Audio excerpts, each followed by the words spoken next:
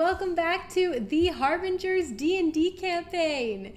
We are so excited to be back all together and to continue the story.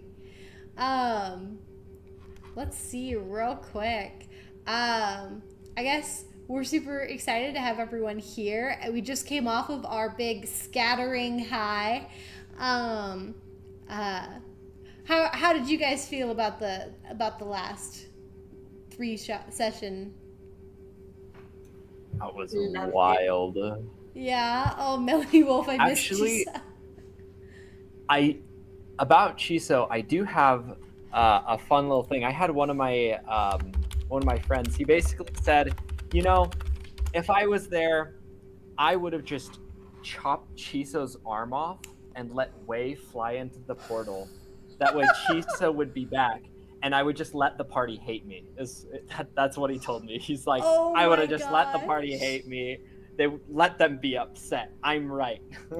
I'm right. Yeah. Oh So, my gosh. Maybe that was an option. Maybe the fact that he's a bearer would have made it so we couldn't do that. I don't know. But hindsight's 2020.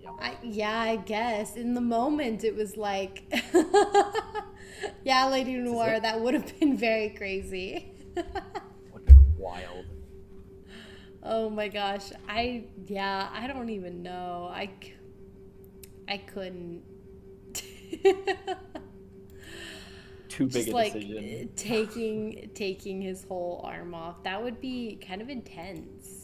That would be very intense. Would have been intense. But could He you could have imagine healed the himself. conversation? Well, stop the bleeding. Could you imagine the conversation between Wei and Daos about all this? It's just like, so what happened to such a bearer? Chiso fellow? Yeah. Oh, Well- his arm was cut off to save him from what happened. It's like, oh. the last bear cut his arm off. I don't know how it would have. Well, I mean, I guess I'm the dungeon master, so I would know. But who's to say that like that she wouldn't have attached herself in some other ways, or I don't know. You never know. Either way. Okay. Yeah. No. So announcements from Rosemary PG Studios and for Harbingers. Douse. So Dane, who plays Douse, is coming. He's just running a bit behind, so he's gonna be here. Don't worry. For all you Douse fans, he will be here tonight. He's just running a smidge late, which is okay.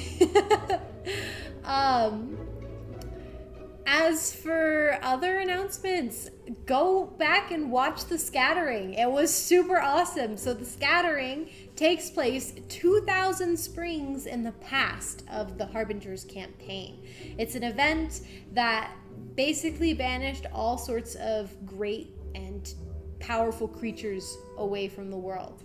So if you want to see how that actually played out in real time 2,000 springs ago, go back and rewatch our 3-session series on The Scattering.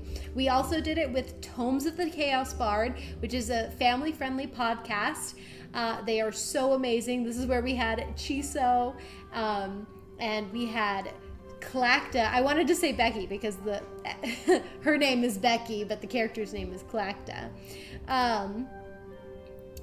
But honestly, we are just like, we had such a blast. My husband came and played Torna. That was super fun.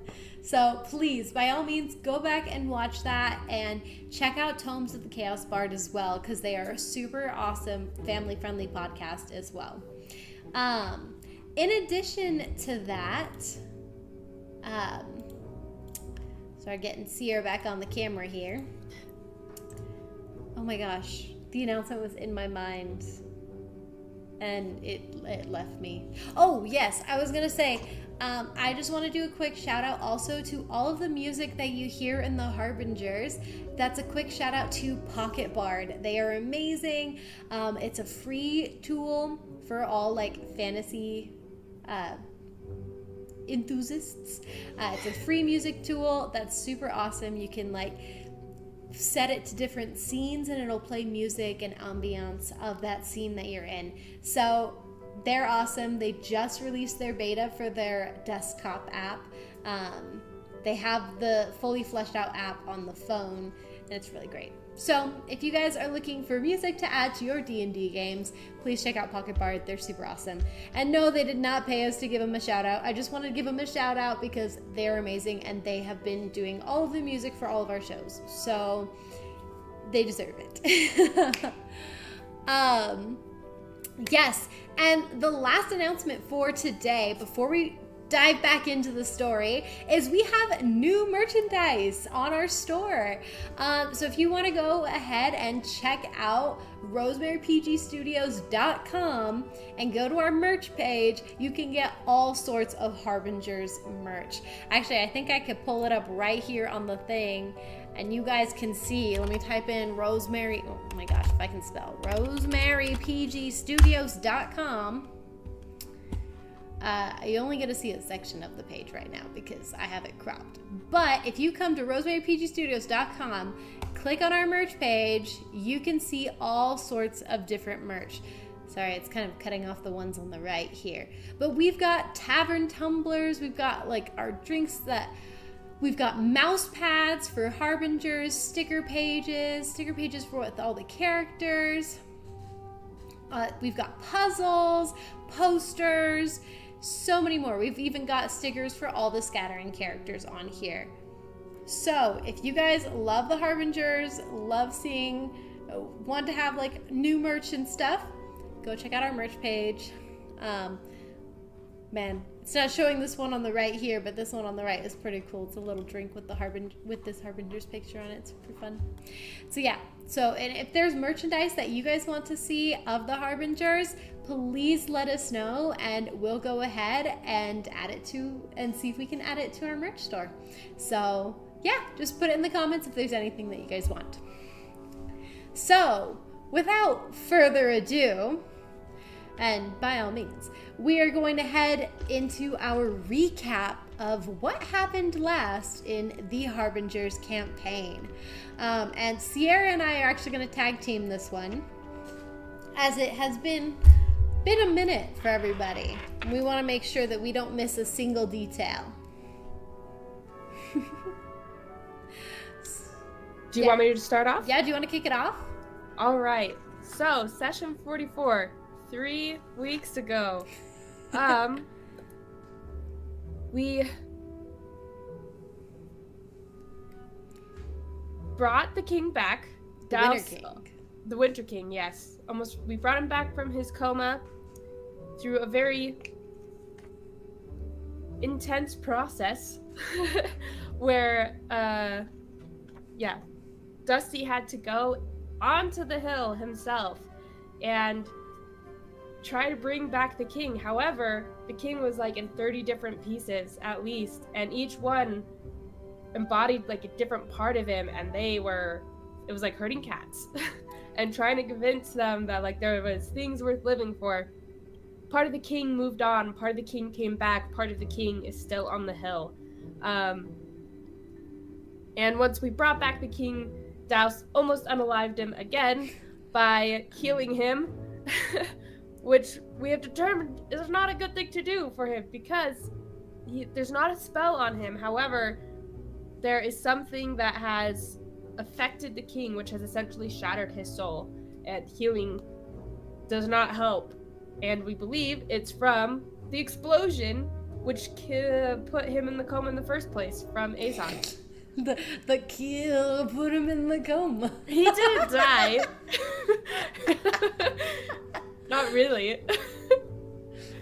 Yeah, I could keep going, but Emily, this is a good point for you to take over. Yeah, I'll jump in. So during this time that they brought him back, once he was brought back, they realized that he's a little crazy right now, because not all of him is there. A lot of him was left behind on the hillside, and some parts of him have passed on, and so he's a little brokey right now,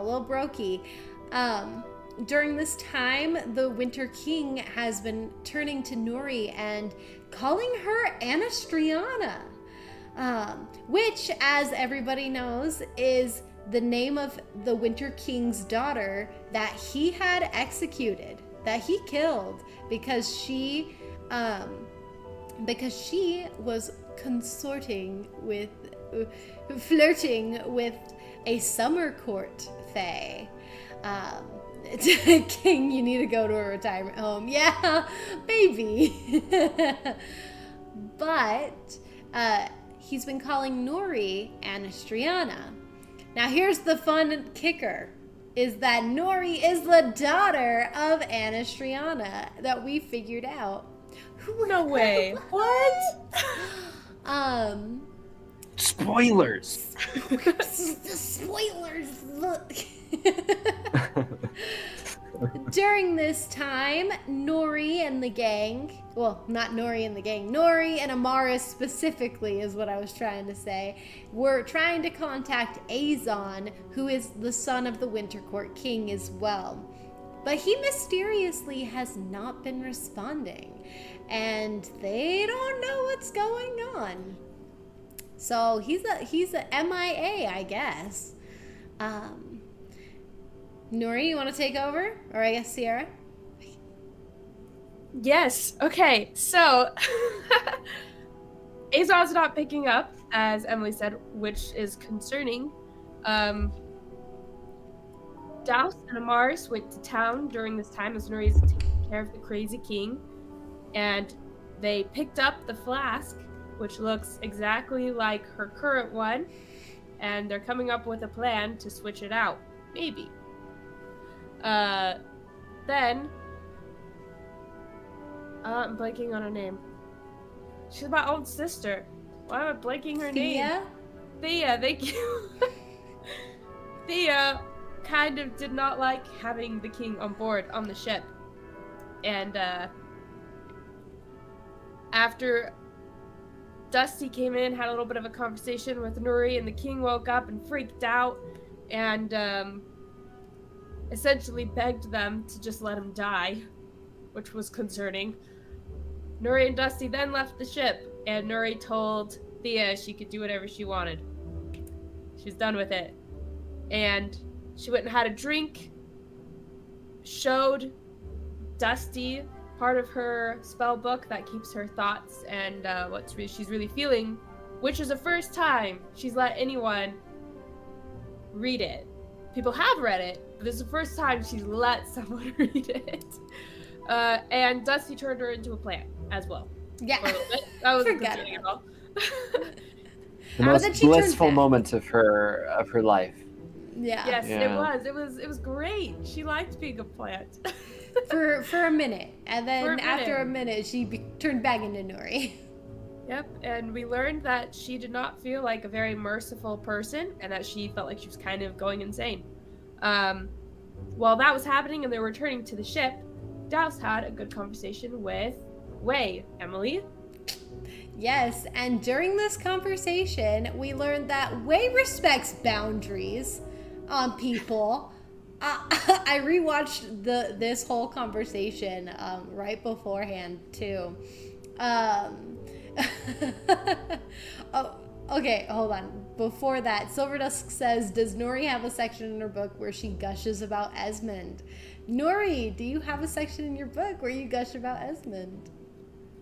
So, important question. That has been written out since... So what I have in my notebook is like what we have from the campaign onwards.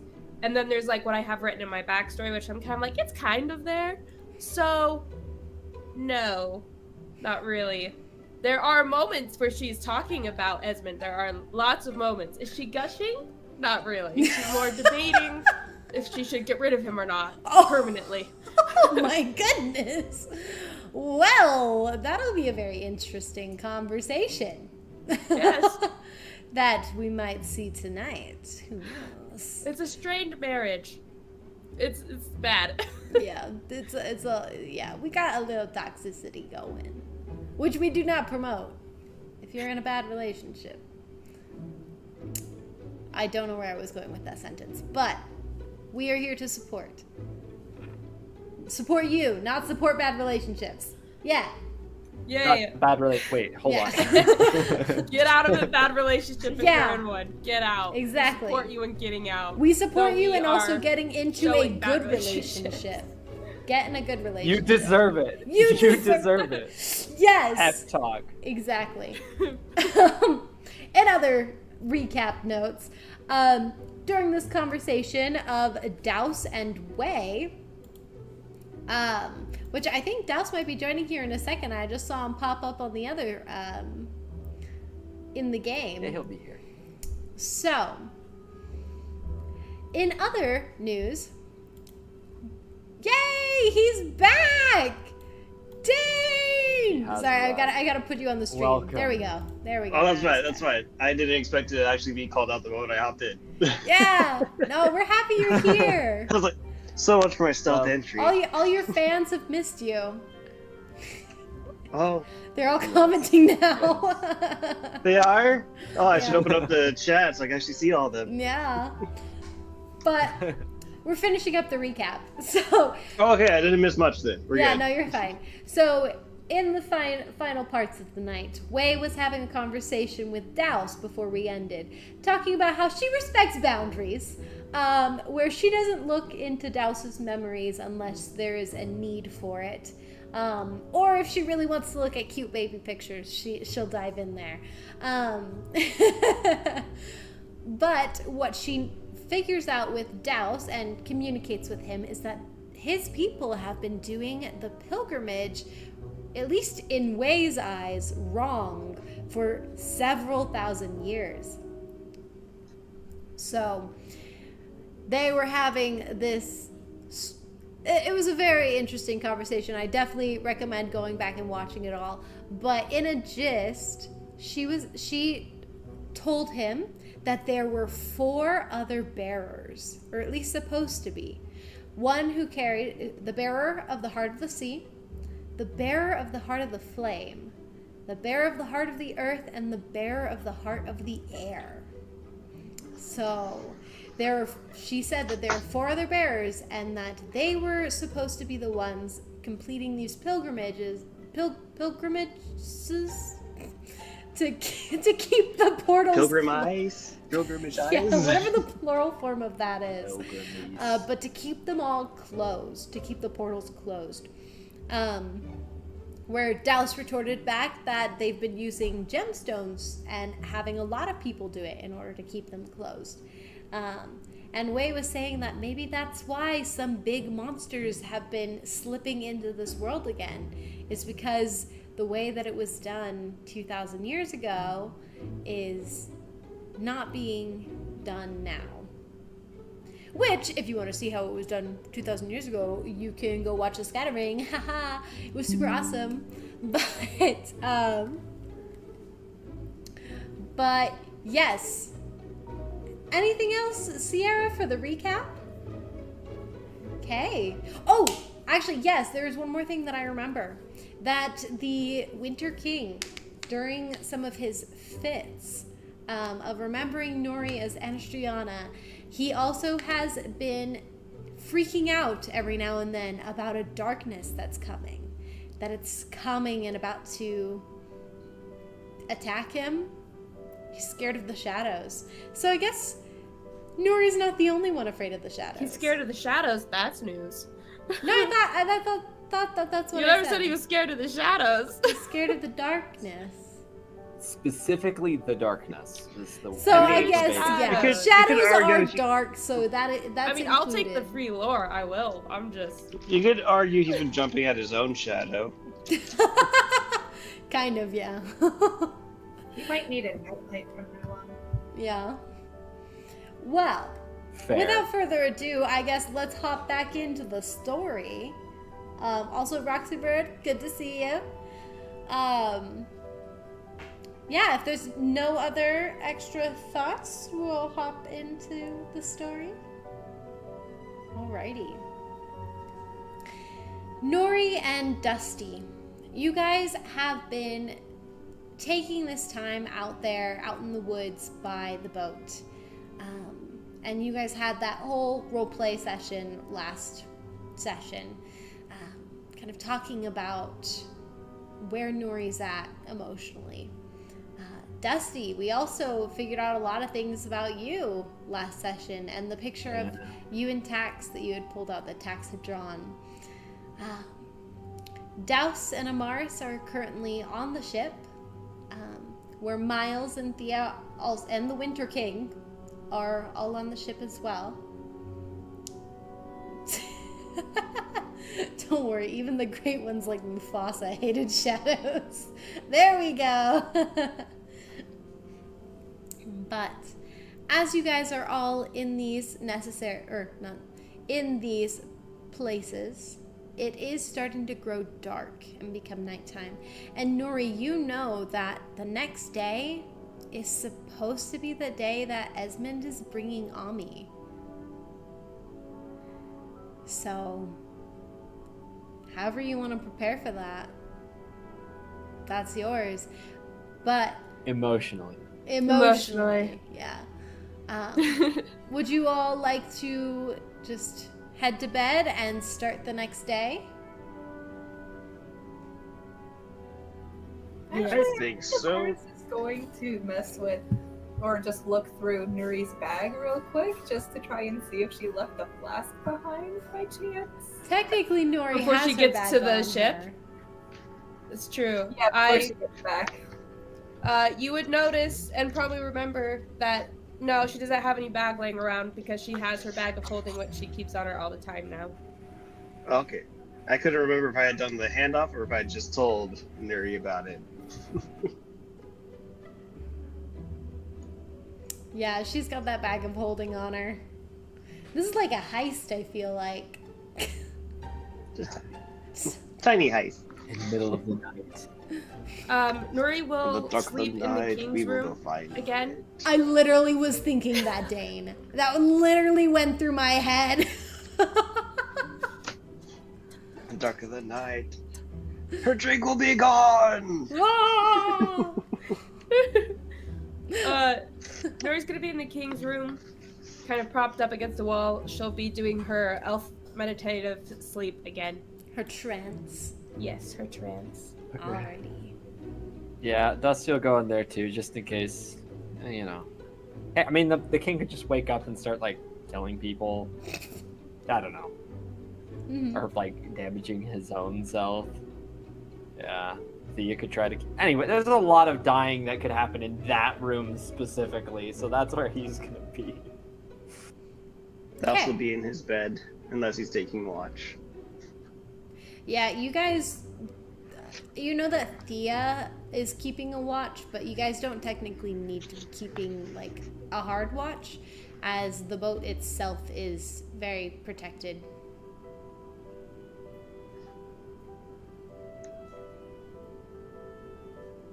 I'm also assuming this is Douse's room. I don't remember if he had chosen one.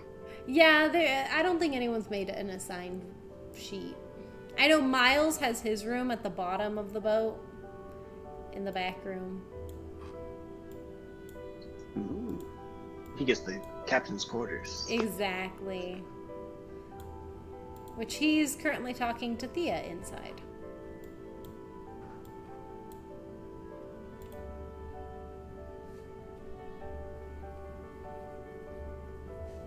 Alrighty. Can we get a one-man show of the conversation between Thea and...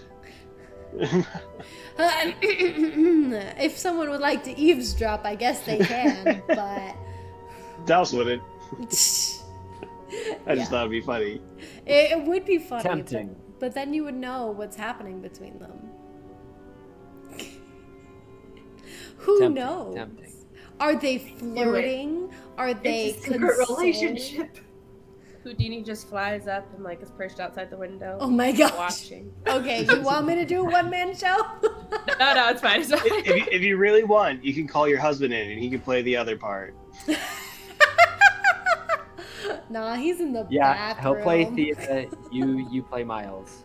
It'd be beautiful. I wish that would be really funny. Maybe one day, but he's in the bathroom right now, so I won't bother him. Houdini overhears a little bit. So you hear a bit of the conversation where Thea is like, is talking to Miles, and she says, it's just, I'm so confused. I don't know what to do. My whole purpose, my whole job is to prevent the Winter Court from invading the Summer Court, and to keep them from starting a war between us. But now that my sister's, well, she was born half and half, and I'm not mad at all about her. I'm mad about her situation. I'm mad that she's been placed in a position like this.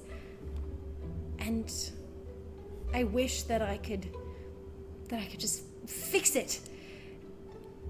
But I don't know how.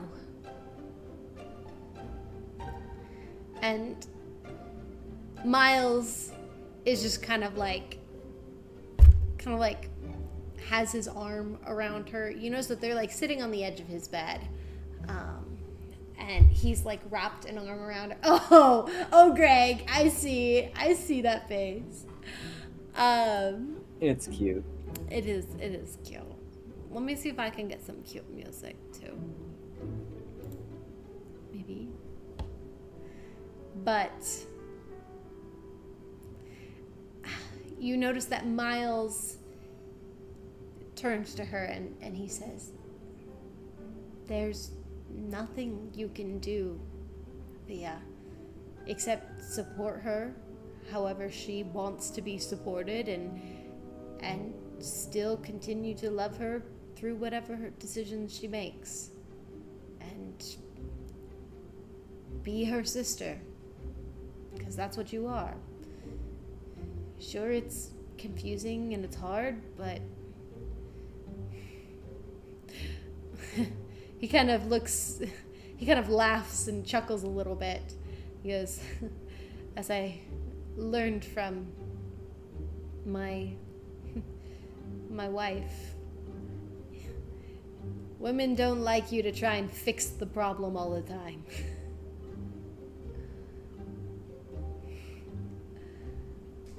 Sometimes they just need you to listen and to just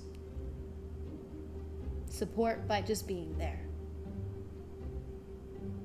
So maybe this is one of those situations that she just needs that. But you probably can also talk to her and ask her what she needs, like we talked about yesterday. And she's like, you're right. I guess I can. Yeah, I need to be a better sister. Better big sister. And he's like, great. Nuri's feeling very uncomfortable, so I'm gonna tell Houdini to go away. Okay, thank you. To fly away. She's starting to feel real uncomfy with this conversation because it's all about her. The conversation was just about to change and not be about you. So it was going to be about other things. She is uncomfortable and kind of low-key embarrassed now, so yeah. Embarrassed? Yes. Oh, goodness. Houdini's gonna like keep watch on like a mast outside, and if anything happens, he'll like telepathically alert her. But okay, yeah. Alrighty. And you all basically go to bed?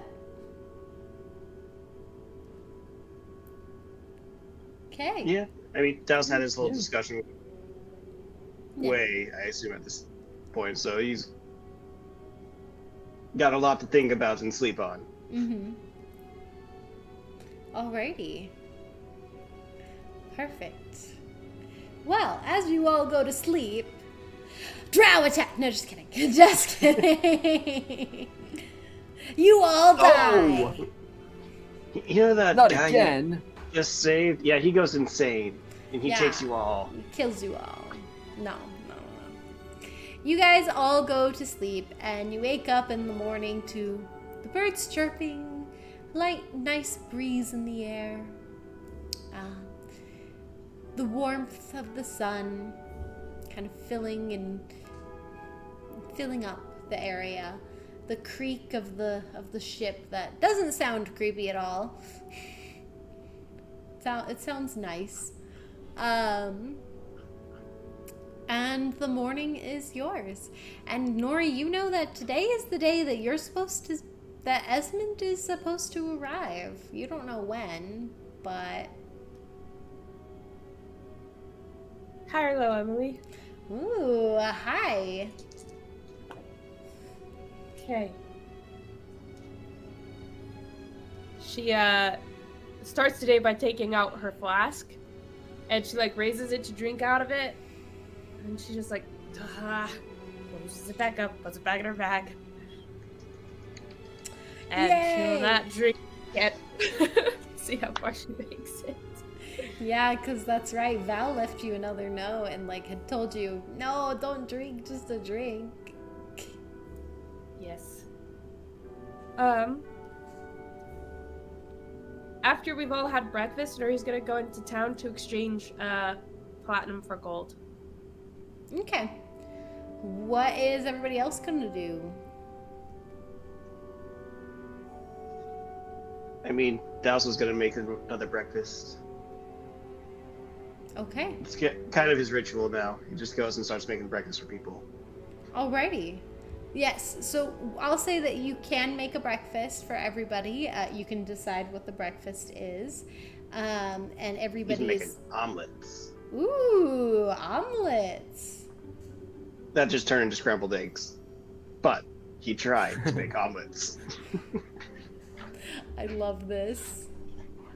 I love that. Huh. Awesome. So everybody's able to eat a nice breakfast. And actually, Nori, before you head out for the day, you head upstairs, like into the king's room, presumably to try and like at least get him some breakfast.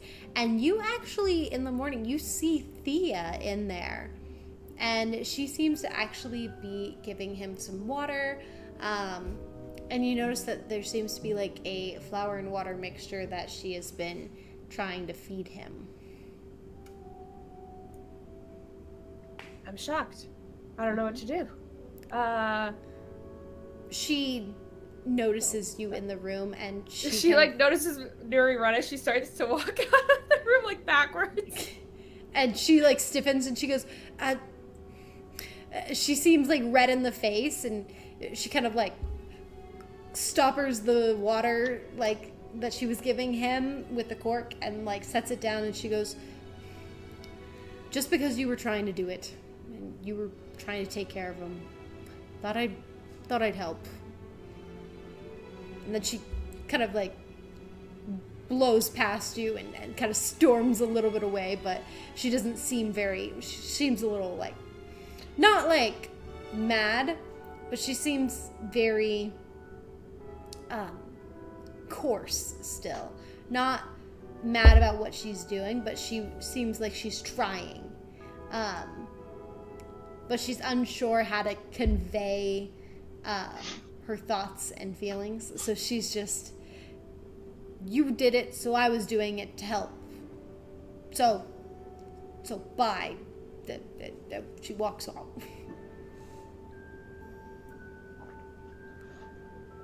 Nuri doesn't say anything. It's just kind of like, she's like, shocked. Yeah, she'll tell the king she'll be back later. She's just gonna go up to be like, kind of if he's asleep or if he's awake. He's awake. Okay. Well, I'm heading into town, my lord. I'll be back later. He just kind of like looks blankly at you as if he's almost seeing through you. She'll just give his shoulder a light squeeze, and then she'll leave the room after cleaning up her sleeping area. Nice. Alrighty. Anybody else heading into town? I think Dusty's gonna stay back, and he's gonna stay in the king's room. Again, the amount of murder that can happen in this single room is like very high. Yeah.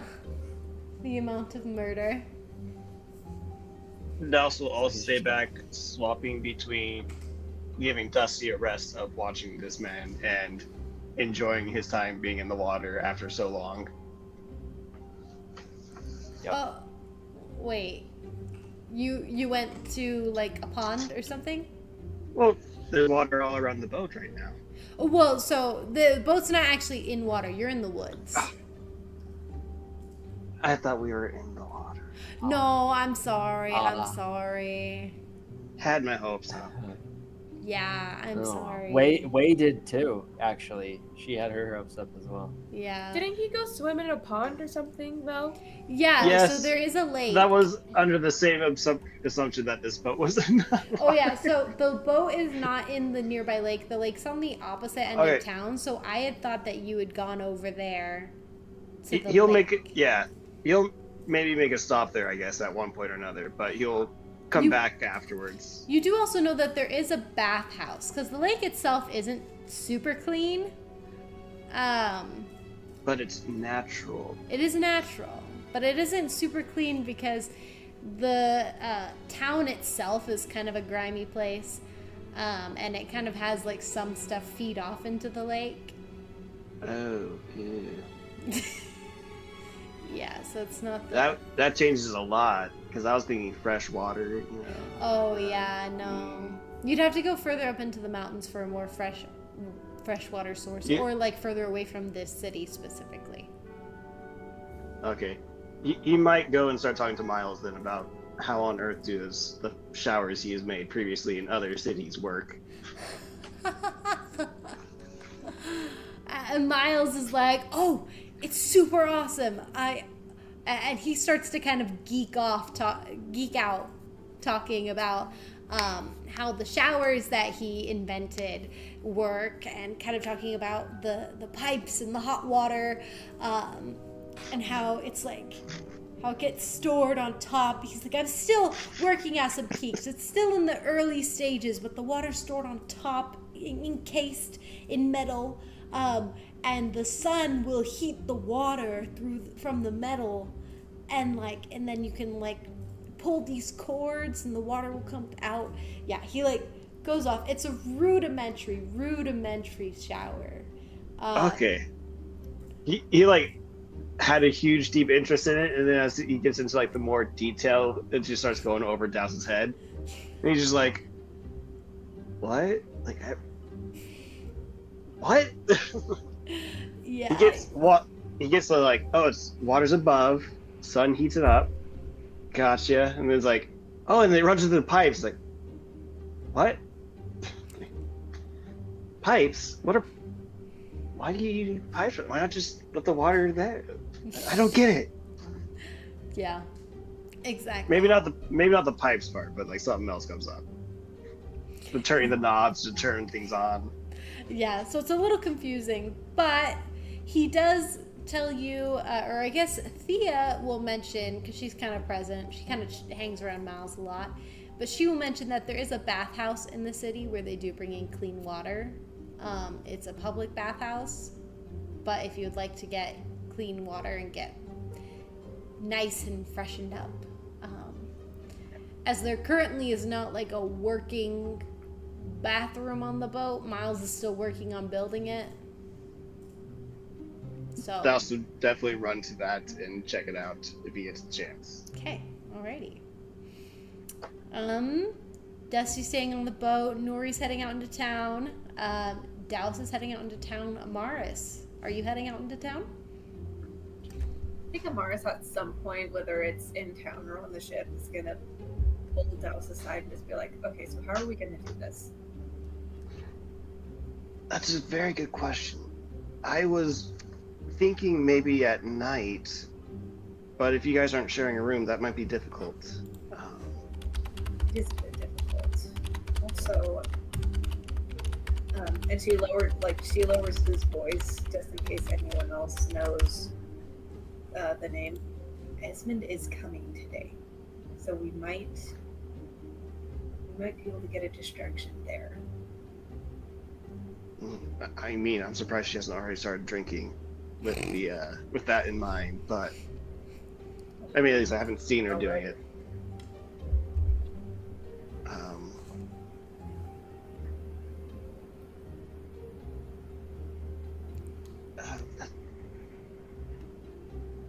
Do you have any ideas? I mean, because she's going to meet him right now, right?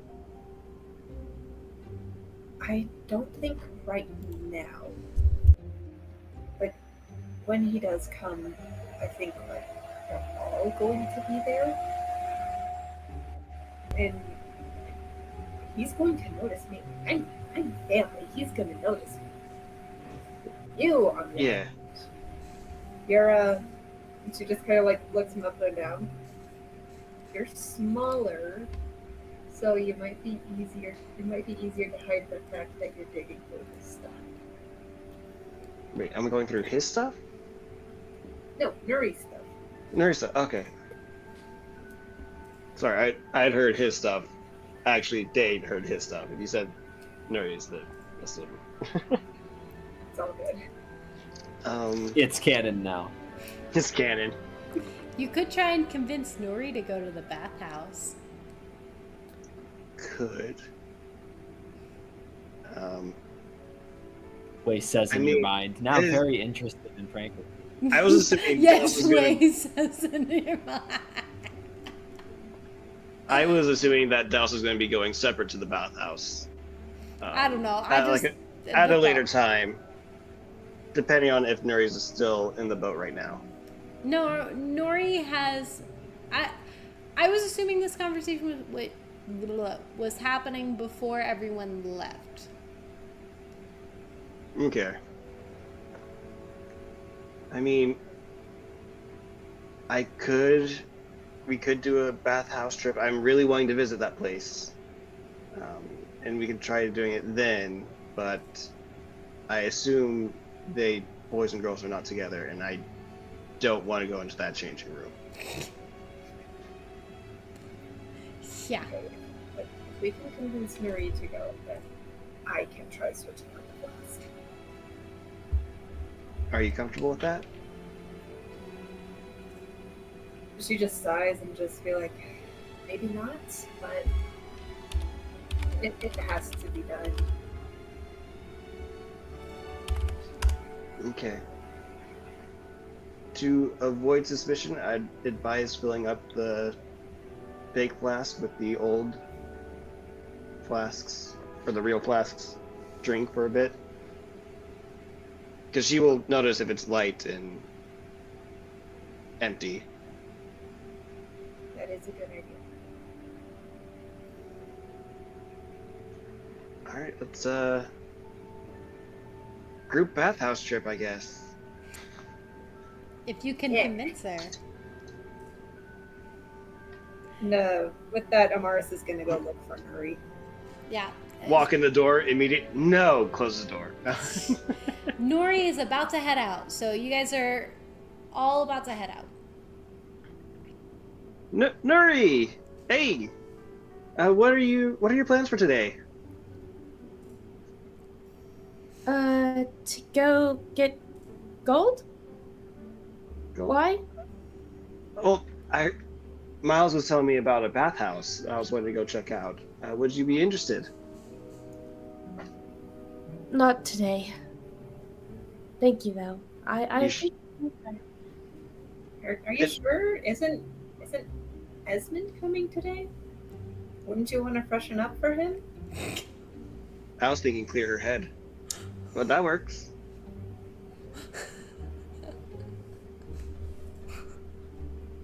No, I don't want to freshen up for Esmond. No. Mars just pauses for a bit and then just kind of like grabs her by the shoulders and is just like, who are you and what have you done with my cousin? Nuri kind of bristles a bit and she's like,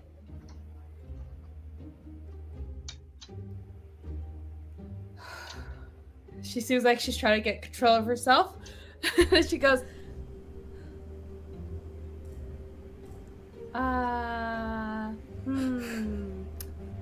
don't think it was me that did it specifically, but yeah, Esmond, Comas, the Heralder. I'm gonna go get some air now. She's gonna try to push past the Morris. You sure you don't want to come? I offer just in the fact that I find water to be very relaxing, and it might help to prepare yourself. Amaris turns to Gauss and just be like, you go ahead. I'll catch up. And she's gonna go and she's gonna follow Nuri. Maybe next time, Douse. Not today. I'd rather prepare with spells. Alright. With that, Nuri's gonna head to town. Dallas will awkwardly shuffle his feet to the side and let her pass. Which Dusty saw all of this because he said he was staying in the room. Yeah, Dusty's just like, Dusty's like, no one's inviting me to the bathhouse. Did you want to come? You might rust, but did you want to come? Dusty shakes his head. I'm all right. Alright. I can tag out with you later once I'm back if you want. I mean, I know you don't need rest or anything, but still watching someone 24/7 can't be easy. Yeah, just worried about him. Alright. I'll catch you later. Okay. Also, at this moment, as everyone leaves the room, high or low to Emily specifically. Let's go low. Okay.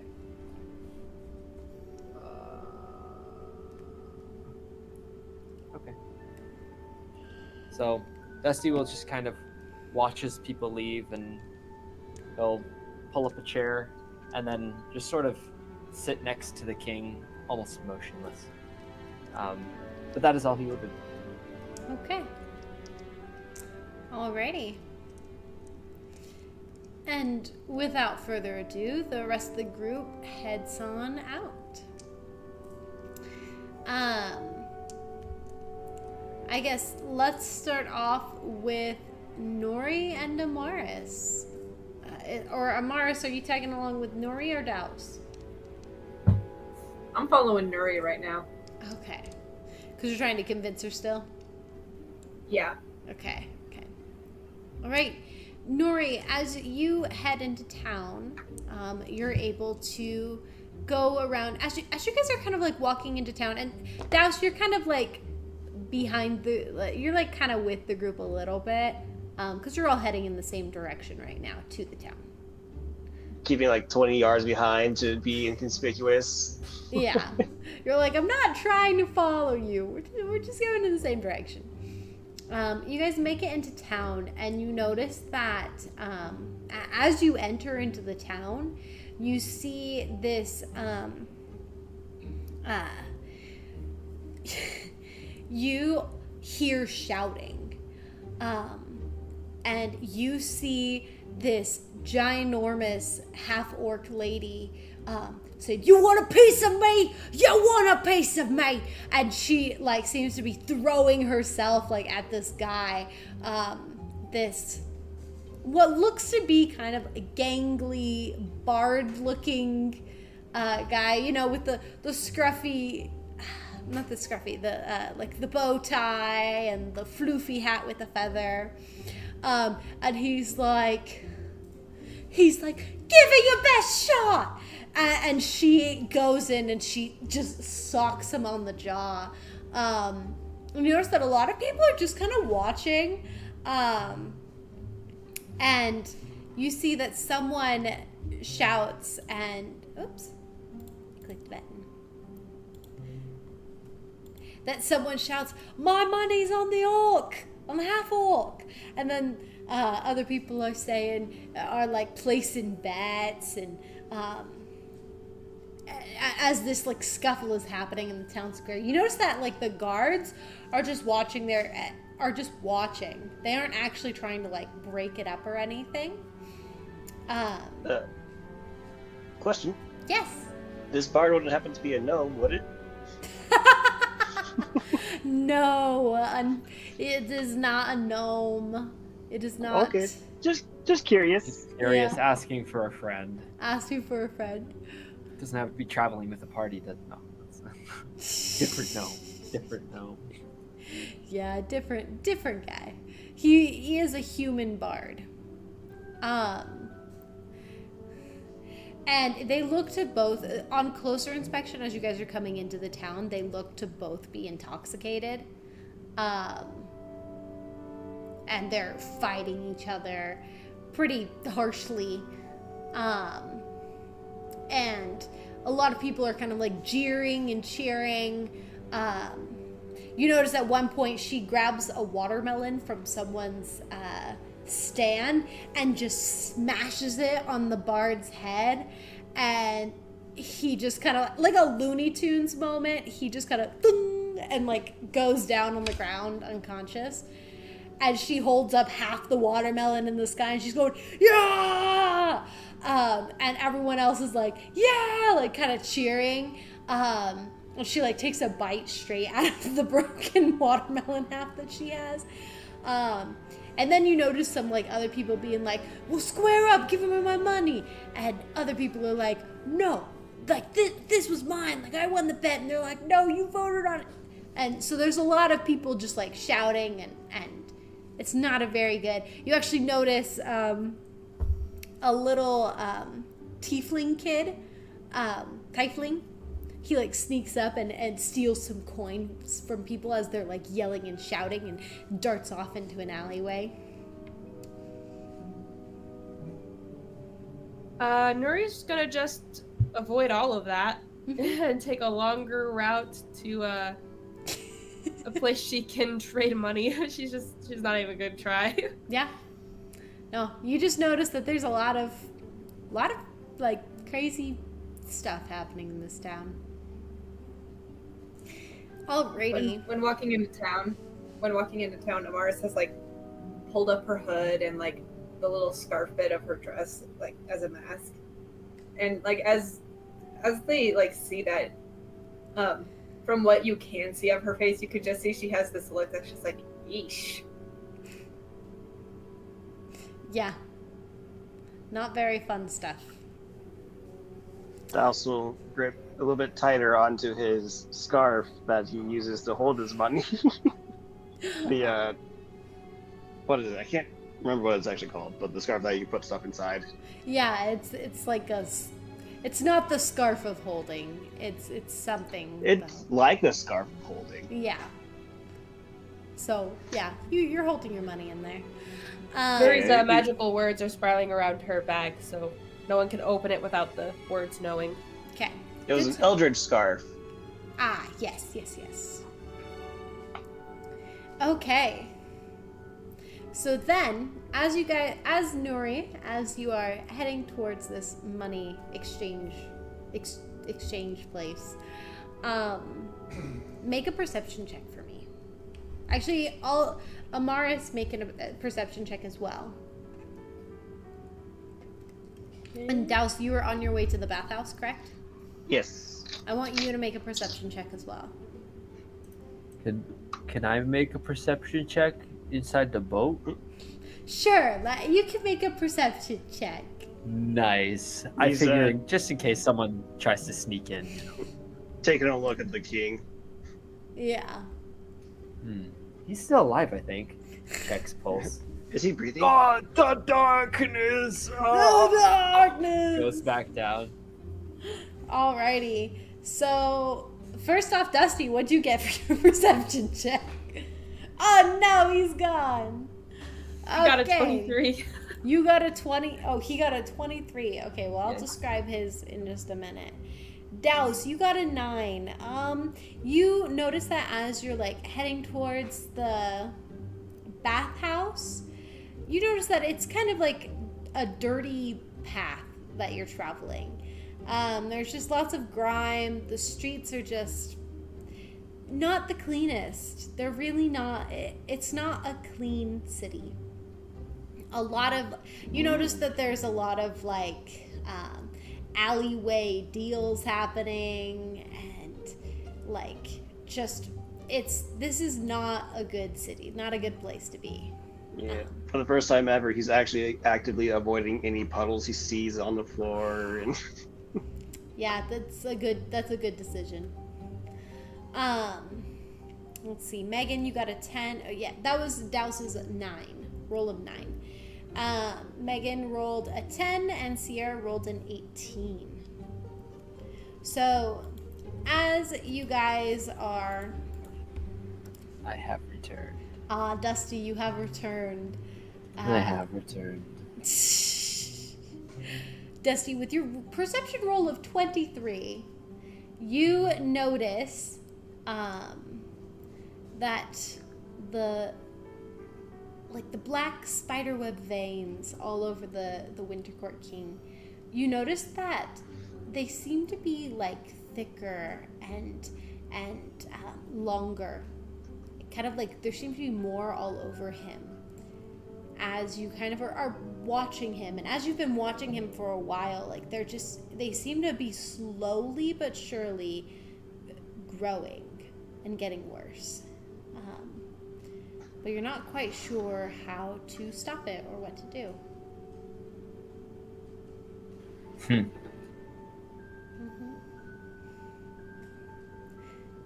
As for Sierra and Nori and Amaris, as you guys are traveling towards this place, Nori, something catches your eye within the shadows. Not quite a person, no. Shadows. You notice something wispy, and for a second you almost wonder, could it be someone like in the shadows?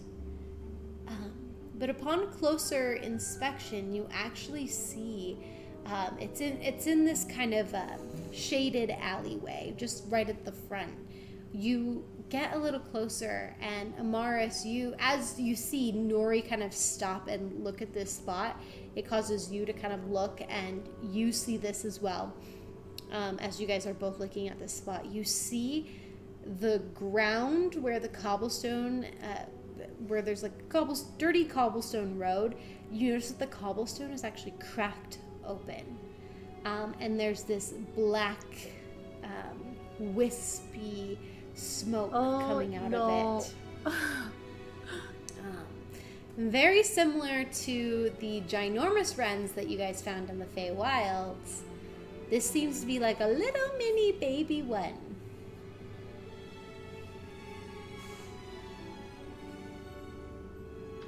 Oh, so they're coming to the towns now.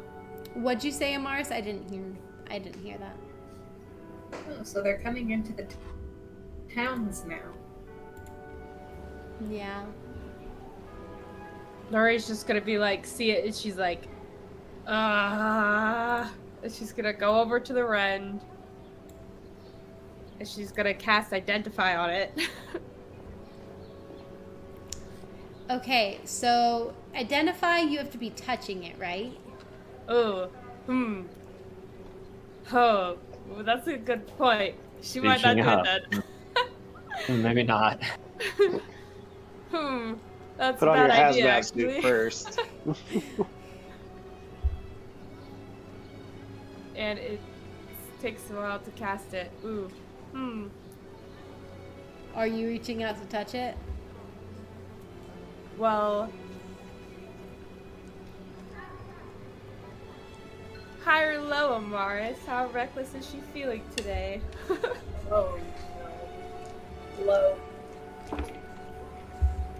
She's feeling reckless today. Oh. She wanna touch it. What Amaris let her touch it? It'll be fine. I think Amaris is just thinking, oh shoot, if these things are gonna be cutting into him, we've got a whole nother problem. I'm sorry, Marie, Megan. You what gotta. are you doing? Sorry, Megan. I didn't hear that. You gotta talk louder. Sorry. No, you good. Amaris is just standing there. She's just thinking, well, if these things are coming into the town, then that's gonna make like a whole nother mess to clean up. Nuri, what the fetch are you doing? I'm Alrighty. curious. So you reach out to try and touch it. Are you casting Identify as a spell, or are you casting it Ritual. ritual? Okay. So as you Either reach way. out, it burns and sears, and as you like first touch like the wisps of smoke, the tendrils of black seeping out of it, you are going to take 4 points of necrotic damage. And are you going to continue to hold your hand there as you cast Identify? Amaris I'm is gonna pull her out. assuming if I did that, I would take at least 4 every round. Right. It's a die roll with a chance of it being. It's a d6. Oh, well. She would not survive that, so no, she won't. She'll pull back. For 10 minutes, she can't do that. She'd die. You notice that as you bring your hand out, the spots that like burned and hurt the most, you notice that there's like some spider webbing veins crossing over your hands there. Oh, shoot. But as you kind of like pull your hand out and you give it a little bit of time, like a minute or so. I'm gonna cast Identify on myself. Ah, a minute or so. Never mind. Yeah, after a minute, it fades away. Doesn't seem like you were in there for long enough for it to like actually stick to you. Science.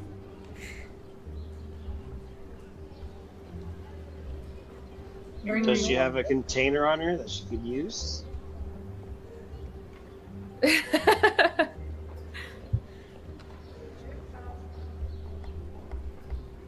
Worst case, she could just bring it back with her to Miles. I'm gonna take out an arrow and I'm gonna slide it over the rend. An arrow? Yeah. Okay. You kind of like slide it over the rend and you're holding the arrow there. And it seems to like, at first it doesn't look like it's doing anything. But after a minute of holding it in there, you see that the wood itself cracks, and that it's actually been weakening, and it snaps and the arrow breaks. Oh. Gonna cast Identify on the arrow. The arrow doesn't seem to have any other like tendrils or anything like. Oh, it just indeed. broke. Yeah, it just Nothing broke. stuck to it? Okay.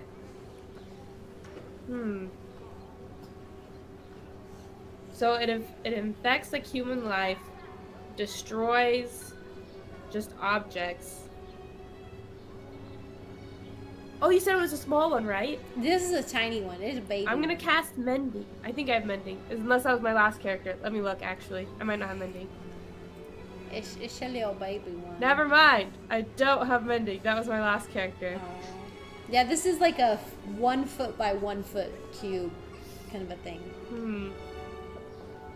Oh, 1 foot by 1 foot? Yeah, That's so big. I mean, Dang. baby compared to like the other wrens that you saw. I was thinking like it was like a baby, not like a Oh. baby. Sorry, baby. Like imagine like a rift spanning like the corner, like a diagonal line from that. So it's not like it's filling the whole square.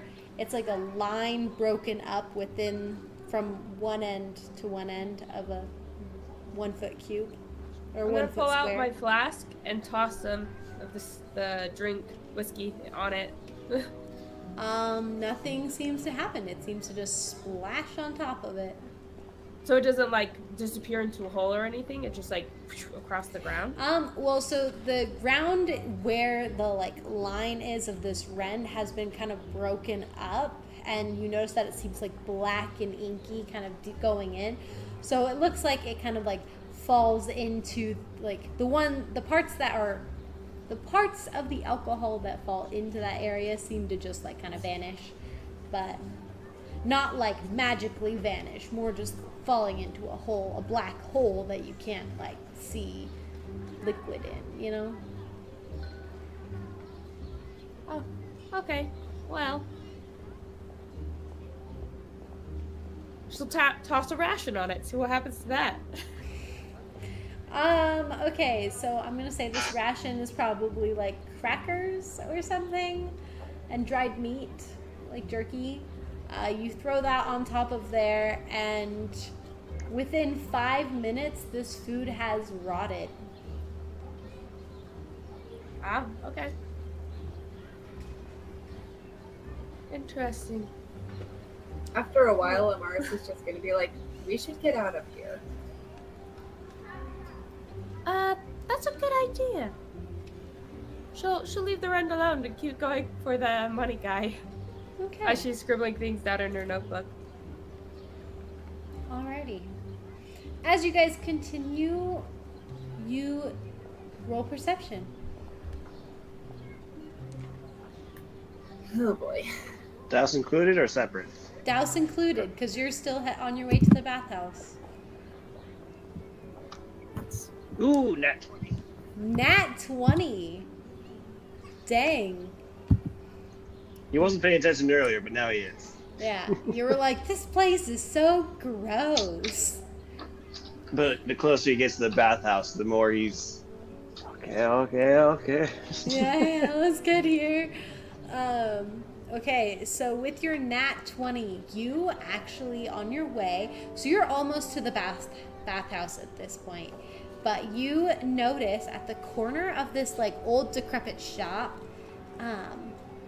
you kind of like in the shadows, the shade, like the sun is casting like some shadow from the building onto the ground. In one of those, you actually notice this upended earth with these black inky tendrils that's very similar to the wrens you guys saw in the Feywild, but those were crazy big and giant. This one here looks to be actually a 2 foot by 2 foot square, but it's just going across like the diagonal of it, of this like inky darkness.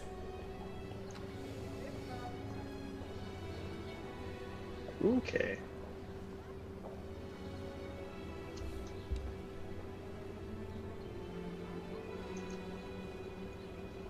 What were we calling these things again? It was... The 'cause rend. The Rend, okay. R-E-N-D, wrens. You notice actually Way's presence in the back of your mind, and you hear her speak. And she goes, something doesn't feel right. Something feels very, very wrong with this area.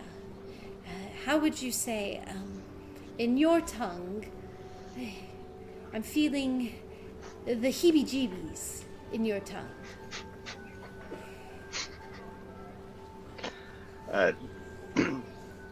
Douse will stifle a scoff at hearing heebie-jeebies and never expecting to hear that from Way. That's how you say it in your tongue. Yes, I get what you mean. I just, it's a very loose term. A very, you could also say queasy or unnerved. Those words work as well. Okay. I tried to pull this word from a memory you had with a friend of yours years and years ago where he said heebie-jeebies to emulate Yes. a bad vibe. Yes. This is a word kids will use when trying to describe those unnerved feelings. Ah. What would an adult of your race say? I would just say uneasy. Okay, so that term hasn't changed. I was No. trying to be kind of new with the times, but I guess some things don't change. I mean, Way has flashcards for these kind of things. flashcards with like all the slangs that she's heard through the years of Douse. It's just like, what is this? Yeet? You yeeted that man at the. You know, I think that my last bearer, Chiso, would have said heebie-jeebies. I don't know who that is, but good for him. Yes, he was very childish in nature, very one with the sea. She kind of seems like lost in memory. And then kind of continues, regardless, I mean, something feels wrong. I agree. It does not look good at all, though I have no clue what that is, nor do I want to get near it.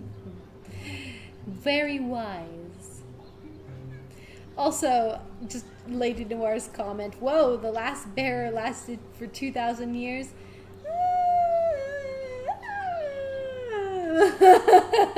Previous bearer doesn't inherently mean it was recent.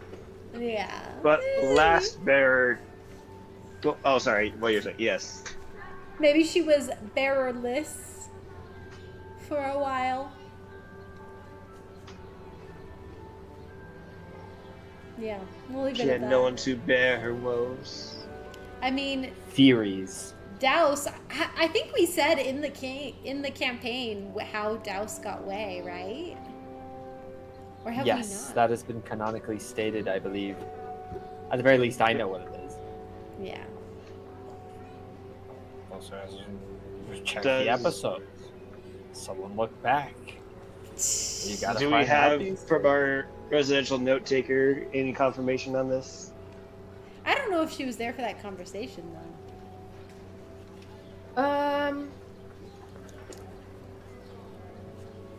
I don't know if Nuri was. I know it has been stated though that you got it from some stranger. It was from like a He- djinn. Yeah, he got lost in the primordial plane of water, and a djinn helped him out and gave him a bracelet as they were about to leave in part. Yes. Which was red.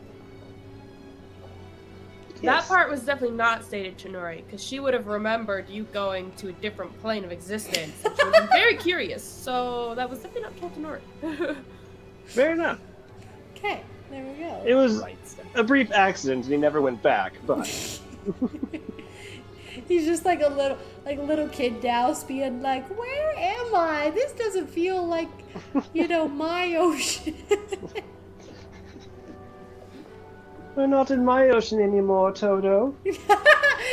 Click your heels 3 times and you'll return home. Oh. All right. For the other perception check, Nuri and Megan, you got a 21 and 11. You guys do notice another small rend in the shadows before you make it to the money exchange place. Nuri's gonna go up to that rend. Again, it's in the shadows, which is weird. Why do they keep being in the shadows? Harder to No. see. The only one who belongs there is her husband right now. Very high or low? Lots of shade being thrown low. on Esmond. Maybe he shouldn't be in the shadows if he doesn't want shade. Oh, shade. Ha. So, Nuri was heading over towards it, right? Yeah. Yeah. Wait, can I say one more thing? I guess you could say he's into dark humor. Ha ha ha. Oh. Okay, I'll stop. Mars. Okay. So they see the wren. Amaris sees Nuri heading towards it, and Amaris is just gonna like grab the back of her shirt and just pull her along, just like nope. She's gonna try and resist and be like, I just want to try one thing. I'm not gonna touch it. I'm not gonna touch it. High or low. Hi. Oh, that is most definitely no. That's definitely low. Oh. Yeah, sorry. She ain't gonna let you. Nuri is then gonna start kind of arguing with you as her eyes are just on the wren the entire time. Because she wants to see if aggression is making the wrens grow. And so she's just like, stop touching me. I can touch it if I want. And like, you're not the boss of me. And, rah, rah, rah. And she's like, I'm definitely way older than you. And she's just watching the wren just to see if it grows. Amaris, are you doing anything back? She says, I'm older than you, I do what I want. She's just gonna be like, you may be older, but you are very childish. Oh! Nori responds, don't worry, I know you're watching the wrens. You guys can roleplay this out, I'll tell you. She honestly is kind of a little taken aback. High or low, Megan? Let's go high. She's testing the. Fight. If contention makes it grow, might as well make the contention real.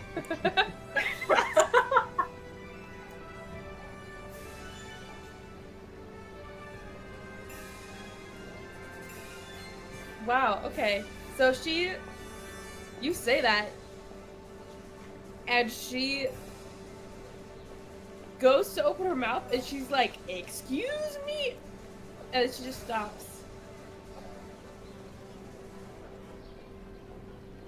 And she kind of deflates a little.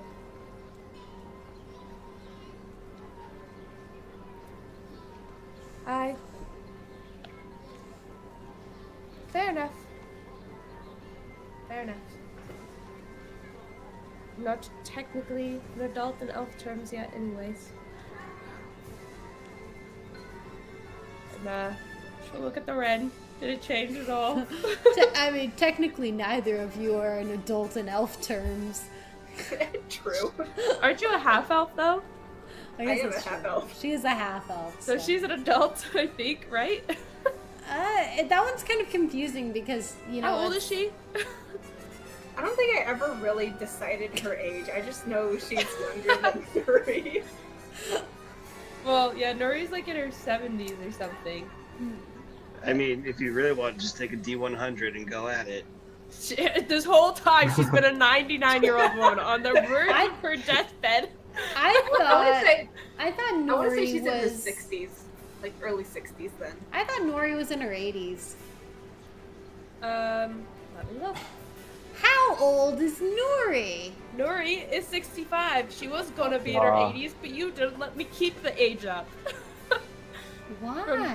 The dream world. She got aged in the dream world, and I was like, aged by 20 years! And I was like, oh wait, she's an elf, that's fine. She actually kind of likes this. And it didn't stick. Oh darn, maybe I should have let you keep it. So I guess Amaris has to be younger than 65, at least. If that's the case. It's a little hard for a Roll regular human 3 being. D20s. She'll be like 59, 60. Okay, good, solid age. You're more than halfway through your life? Wait, how old do half-elves live? How It's old like, do half-elves live? I gotta do a quick search. A little I thought over it was like 100 is what Kobe said. Oh. Yeah, wait. They have a pretty much a What? human. Like 120? 120 is what he's saying, roughly? I was thinking like 150 to 200, but Yeah, that's what I was thinking Yeah. too, but I don't know. Yeah, I haven't read not up on in D&D, half-elves. no. In- They don't live that long. I guess the I was player's more handbook- thinking like other forms of half-elf media. But... yeah. In the player's handbook, it says they reach adulthood around 20. They live much longer than humans. However, often exceeding 180 years. so Oh, Oh, they okay. can get older than 180. okay. So they can get 180 older than 180. Okay, so But you're they reach Like adulthood the by age last. 40. so you're not Just doing halfway pretty through good. your life, but you're definitely okay. You're Okay. up there. She's Imagine. seen some It- things. It depends on how prominent that elf side of her is, you know? Yeah, yeah. Yeah. True, How true. how much is half? Like 3/4 Probably elf, accurate, or Yeah. I can just imagine, like, an argument between her parents. She's an adult. No, she's not. It's all right. Awesome. yeah. Okay. It's funny. What even was happening, guys? Oh yeah, the wren. Did the it wren. The grow? Ren. You notice that the wren actually seemed to grow a little bigger. So Nori's all deflated, and then she just like grabs Amaris as she's being dragged away, and just like grabs her and pulls her back towards her. She's being like dragged, and she just reaches back and drags her towards her as well. And she's like, "Did you see that? Did you see that?" It grew by half an inch. Get real quick, high or low. Low. One half an inch for one argument. Oh, is that crazy. is high. So as you reach back to Contention. like pull on her, you actually like grab the back of her hood, but just enough so that you grab her ponytail as well. Oh no. So you just like you start like yanking on her ponytail, and she's just like, "Ow, see what?" Well, since she has your ponytail and didn't mean to, she's gonna like move your head so you're looking at the Like, oh my gosh, that just reminds me of my brother. Her head- Grab the ponytail. Look over here. Her head does get pulled back, pulled back and then yanked to the side. like either. Well, that depends. Are you still like pulling it forward or pulling it to the Well, side? so she like, did you see that? She like pulls you back, realizes she has your hair, and then she'll twist it so you see that. So you look at the wren. And she's staring at the red the entire time.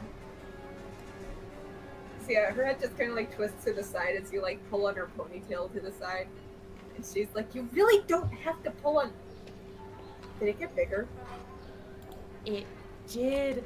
As we were arguing, I was right. Aggression makes it grow. So then, if when you touched it, it created those veins, and we've seen those on the king, what does that mean for him?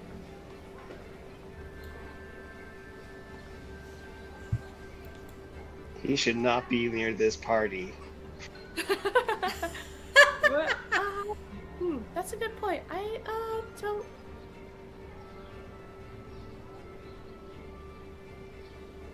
Well, huh.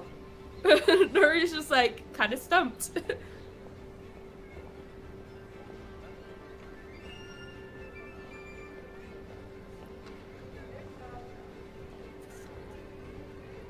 We weren't making it worse, were we? No, it was healing. Healing made it worse. You really did make it. Did you by chance notice any changes as you were taking care of him? No. Do you want it to die? Which, if it's getting Well, worse, If it's getting worse, then that makes sense. That like he just wants to be out of that pain. However, if aggression is what makes it grow, my thoughts were kindness would get rid of them. let's go test it. She's gonna start walking towards the red again. Don't you want the money exchanger dude? You're like right there. Nuri's fatal flaw is she gets distracted easily by information. This is science. The money can wait. This is Science. literally her fatal flaw. I mean, One of her many, but If you pass down, so you're like, you already exchanged your money? That was quick. But he would say that to you. So wait, that oh, would- you were passing us? Yes, because he's Oh, and you say that? if you do pass him, that would be up to the DM. High or low? Let's leave that to a high or low. Nuri, high or low? Hello. Okay, you do pass him. Okay. Look, you guys finished your exchanging money already? No, but Douse, come look at this. You're very smart. She's just like, doesn't it look wonderful today? she's staring at the red as she's doing this as well. Yes. You gotta look at Amar's like, is she drunk? Amaris is just gonna signal, go Just, along. like- We're learning stuff. I mean, it's a bit dirty out, but I guess there might be a semi-nice... Oh, no, the breeze is not nice. No, Douse, you need to be. The breeze is wonderful. It's very nice. You need to be. You smell the sense that he is Positive. smelling, Nori. It does not smell good. This entire time she keeps a smile though. She's like, it's very nice out. Positivity. Yes. I'm really excited to see the bathhouse, and I have high hopes for it. Yes, the bathhouse. It's gonna be great. You're gonna be all clean, which you already are, but she's still looking at the red. No. Does it make a difference? It does not seem to be doing anything to the rent. At least with this little conversation. Amaris taps. Nuri taps Amaris, and she's like, "You try something. Try something."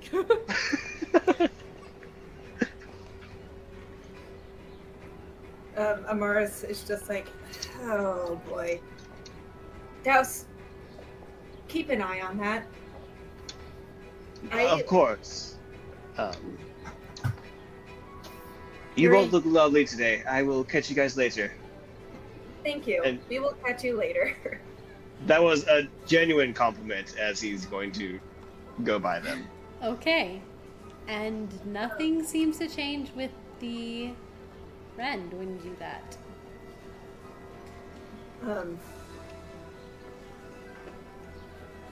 With this, Amaris is just going to be like, I think you are trying too hard. It needs to be something really genuine.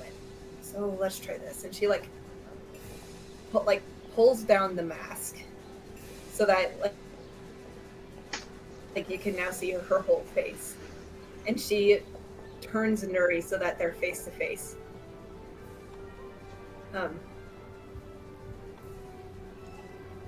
Nuri, ever since I have been traveling with you and Dane, you guys have been the only family that I have had for months now. And now with Dane in her situation, I've been relying on you a lot. And it hurts me to see how much you have changed in the ways that you have. I want to be here for you. I want to support you. I know what you are doing is for the best. But I just want you to remember that in order to continue on, in order to be on this path to help others, you need to take care of yourself as well. And that doesn't mean drowning whatever feelings you have in that flask. I just want you to know that there are people who are there, who want to be there for you, who want to support you. And I know earlier I said I wanted you to do this for Esmond, but not just for him, for me and for Ami. I want them to see the person that you were just as much as I want to see the loving, caring cousin, that you were, and I know you can be. I am here for you, and I want to help you heal.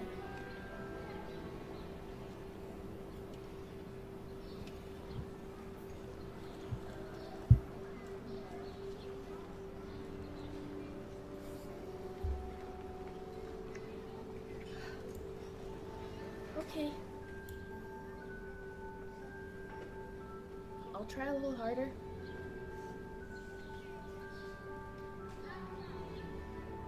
I'm sorry.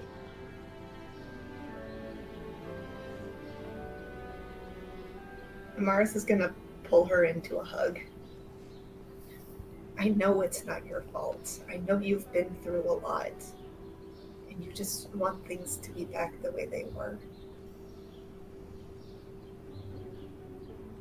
I don't blame you for what happened.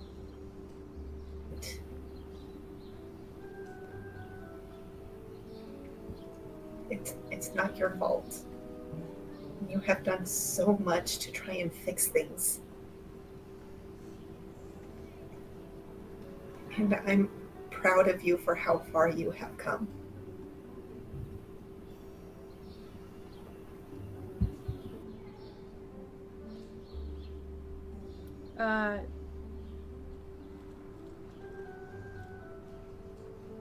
She just gives you a little squeeze. And then she'll pull back from the hug and nod. And then she's gonna look at the wren. The wren does not seem to have diminished or grown.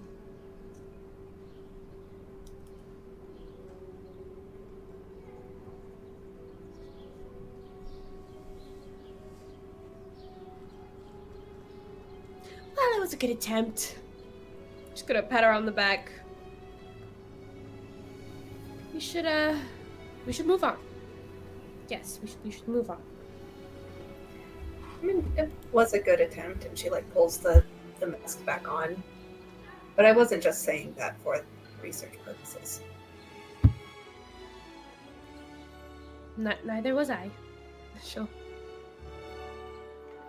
just kind of just looking at her spell book awkwardly. Her shoulders are kind of sagging a bit more, like there's a heavy weight there. So she'll go to the money people now. Okay. The money exchange place. So what you go up to is basically this what looks to be like a toll booth almost. It's just like this little booth that has these bars on all around the windows.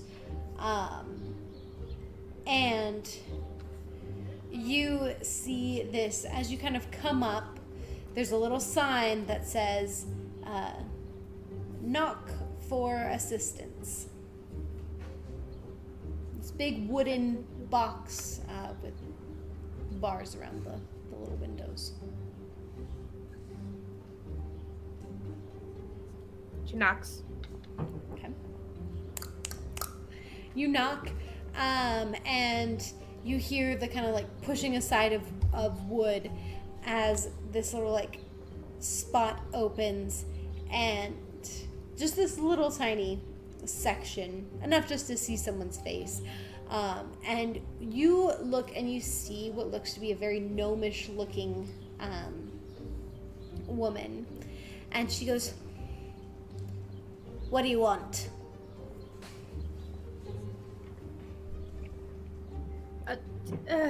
Hello. We'd like to exchange some money. All right, what are you exchanging for? Gold. Gold? What are you exchanging in? Well, what's your exchange rate? You know. For every gold, let's see. Give me 1 second to consult my books.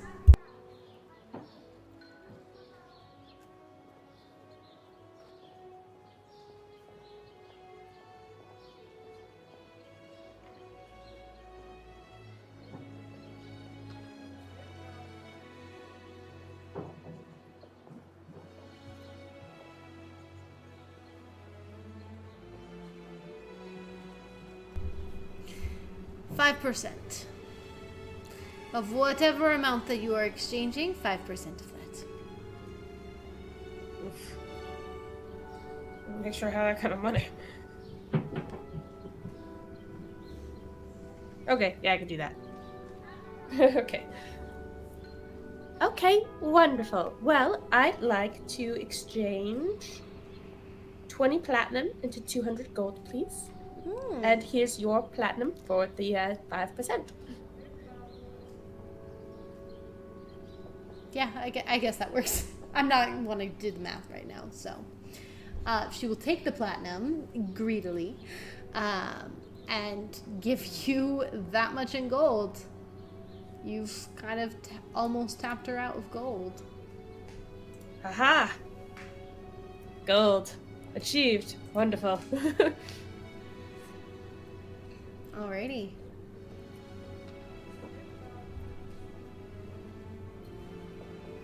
After that, she will then, once they leave the building, she'll cast prestidigitation on herself to make herself look all clean and nice looking. And she'll head to Ray Nymph. That's her name. Okay. Alrighty, Amaris, are you going with her or are you going to meet Douse at the bathhouse? I'll tell Nuri that I'm gonna go meet up with Douse just to tell him where we are, and that I'll meet her there. Okay. Sounds good. I'll just be there. She's gonna give you a thumbs up. Alrighty. She leaves. You head over there, and Amaris, you start heading towards the bathhouse. And I'm gonna say it's probably been about maybe 10 minutes since Douse has parted. Maybe 10, 15 minutes with the exchanging. So, Douse, when you arrive at the bathhouse, let me get some water noises here. Ooh, ambiance. Yeah, I'm gonna get that ambiance here. So as you kind of get into, or do you think? Yeah, let's do this water ambience. Kind of come to the bathhouse. It's very warm when you enter into the building. It is a public bathhouse, but there is a receptionist kind of at the front. And she has her hair tied up in a bun. She actually, like, weirdly enough, looks a lot like Nori, with like bright pink hair trapped up in a bun. She is an elf. Sorry, weren't you behind me? Oh, wait, she's sorry. wearing glasses, and she's like, my name's Nori. Sorry, I have a friend who's has a very similar hairstyle. Well, the name's Evangeline. Are you here for the bathhouse? Yes, please. Okay, it is 1 copper.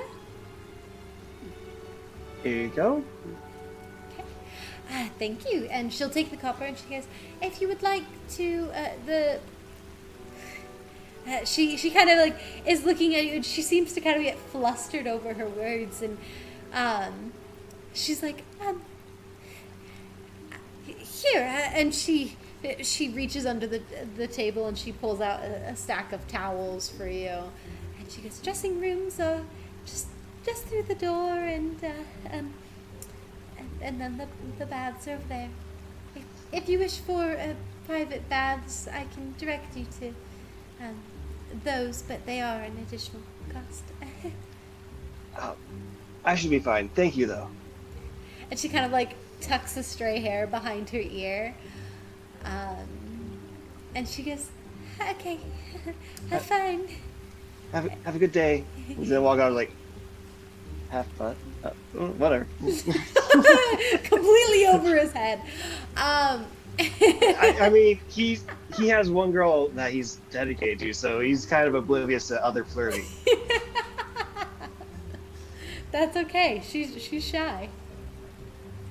All right, so you head in. There is a dressing room, and there look to actually be, when you enter into there, they're like lockers in a sense. that have like keys on them, so you can kind of like take your key and lock your stuff up effectively, which is nice. Yeah. And It's surprisingly empty. You have a locker because it all just fit inside his scarf as he's putting it back in there. there you go. So you're able to dress down to your comfort level, and it's very nice and like steamy in this area, and you enter into what looks like a very large bathhouse. There is just like this big pool of water that you can kind of see the bottom, but it has these beautiful like blue tiles that are built into. Great romance is still in the making, so no touchy, elf lady. Alrighty, okay. Off limits. Yeah. So there's like these beautiful tiles that are built in. This looks like a very old bathhouse in the sense of like it was built a very long time ago when people, at least in this city, actually cared about the stuff they were building. Everything else looks like super shoddy on the outside, at least a lot of like the newer buildings in a sense. But this place, there are like these big pillars that are all like covered in like these beautiful like tiles that have been put together for these like intricate blue and white like wave designs. And you actually, curiously, you notice that at the bottom of the big pool, there seems to be a mural made out of tiles that looks like dolphins. He greatly approves. You notice He will be testing the water to make sure it's cleaner than what he's been walking through. much cleaner. I mean, it is a bathhouse, so there is like, you know, people are cleaning themselves off. But there's a nice layer of like steam in the area, and like some, and so it's not like you can see like a ton, but it's mostly from the steam that it looks like there are these hot like rocks over in various places along the walls that they have like cold water pouring onto, so it's steaming up the area. There's like nice water noises, lots of, and there's a couple different men in this area because this is the men's side. As you are coming into the bathhouse, If it was women, Dowse would immediately turn around and get a private room. yeah, he'd be like, no. No, not about that knife. Okay, he'll enjoy himself taking a nice bath, giving away some water. Wei is happy in the sense of that you're in the water, kind of, she like with her in the sense of like, you know, like she's getting more time in the water, and it's like she's very happy. Yeah, Dowse may spend a little too long time that people might get concerned that he would, you know, pass out from the heat, but he's fine. Okay, and we'll come back to you in just a moment. Amaris, you do enter into the bathhouse as well, and you see the nice elven lady with the pink hair up in a tight bun with her glasses. She again looks a lot like Nori when you just like do like one take on her. She goes, "Oh hi, you're here for the public bathhouse, I assume." Yes, and also looking for a friend. Oh, yes. Who can I direct you to? I'm pretty sure he was in here not too long ago. Short Water Genasi. Oh, Water Genasi, yes. He did come in here just a bit ago. What are you looking for him for?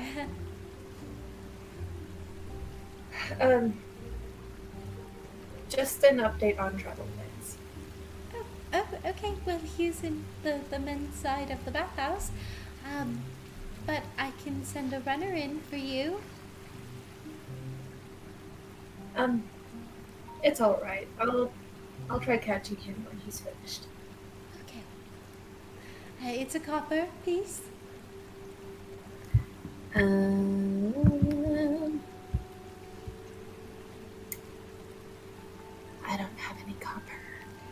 can break a silver. The lowest that I have is a gold. I can break a gold, but we do charge a silver here for breaking currency. Fine by me. Okay, Just so gonna hand over a gold. she'll break the gold into 10 copper and 20 copper and 10 silver, which you'll pay a copper and a silver. So you'll have 19 copper and 9 silver. Right?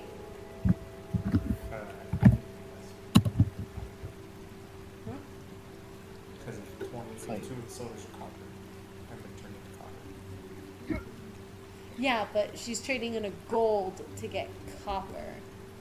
And so they're giving 10 silver to make 1 gold. Wait.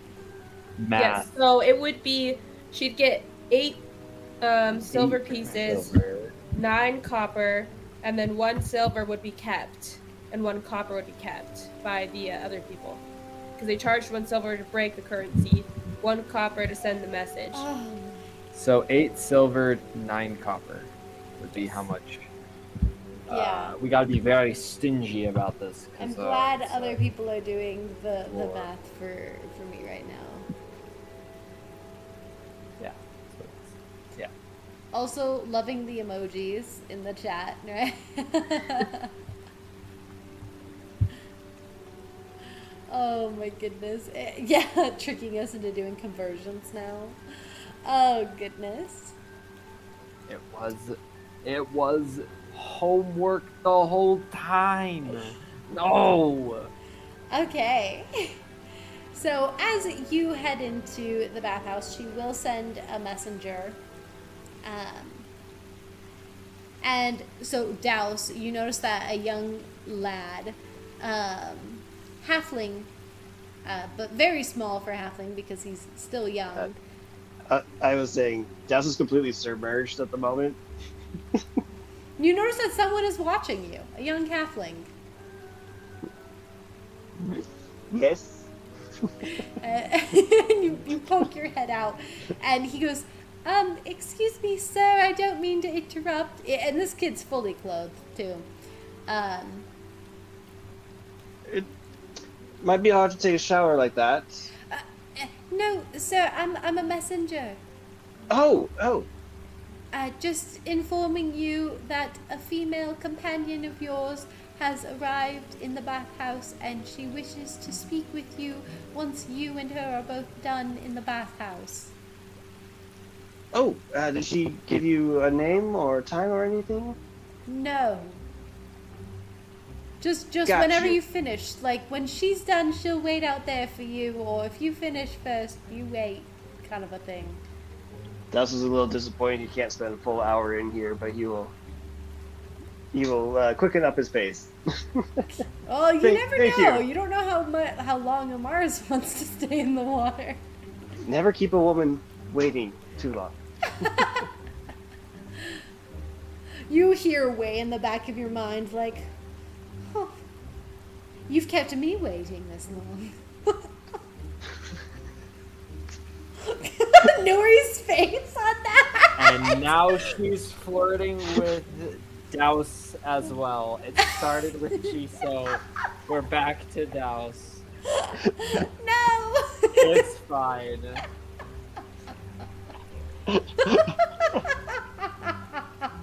She just likes water genasi. It's just how it works. The halfling darts away. Douse has no comment for way he's caught off guard with that. He just doesn't know how to respond. Yeah, she's like, No tip for the messenger boy. Chaotic evil dead giveaway. Hey, to be fair, Douse currently has no money on his person. It is in his cubby, Yeah. in his locker. Don't worry. Messenger boy gets paid. He gets paid by other things. You do notice that in the bathhouse, Douse, in this area, there looks to be actually a couple dragonborn that are off on like their own corner, that are just like kind of chatting amongst each other. There also looks to be just like a handful of a couple different gentlemen, humans, half-orcs. And strangely enough, you actually notice that kind of very isolated over off to one side, a drow.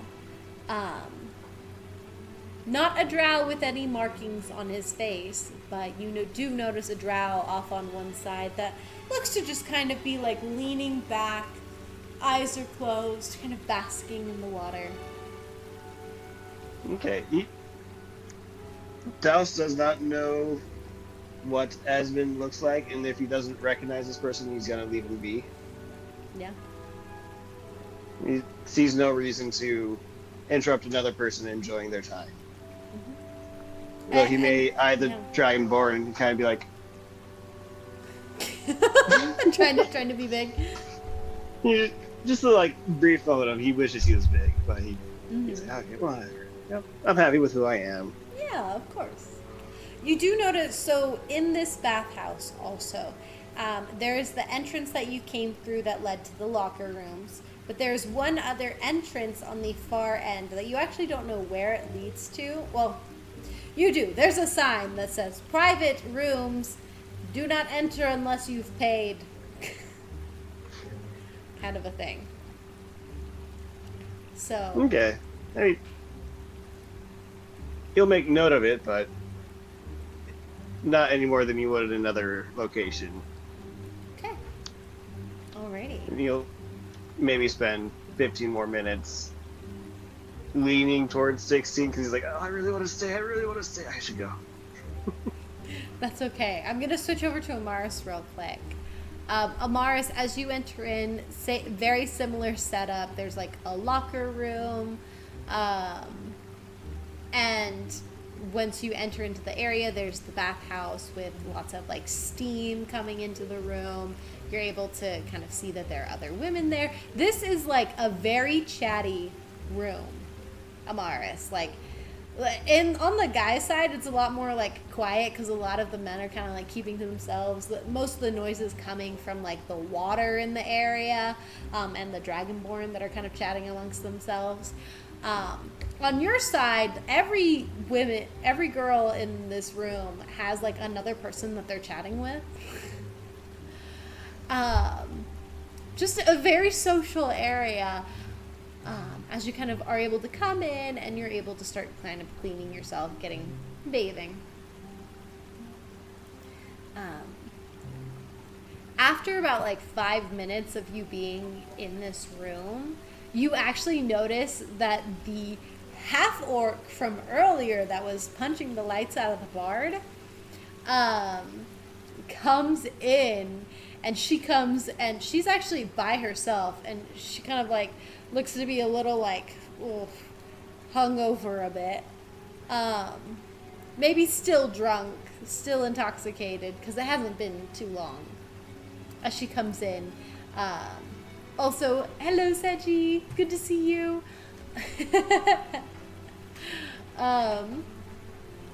As you kind of enter in, or she enters in and sits down in the bath, kind of all by herself. You notice a lot of the girls kind of quiet when they get quiet as they see her, but then after a few moments, like the half-orc lady settles down in the water, kind of releasing the, tension as the rest of the ladies go back to chatting. That's up to the GM for a level of preparedness. Thank you. Honestly, I was just expecting, all right, you go in and you come out.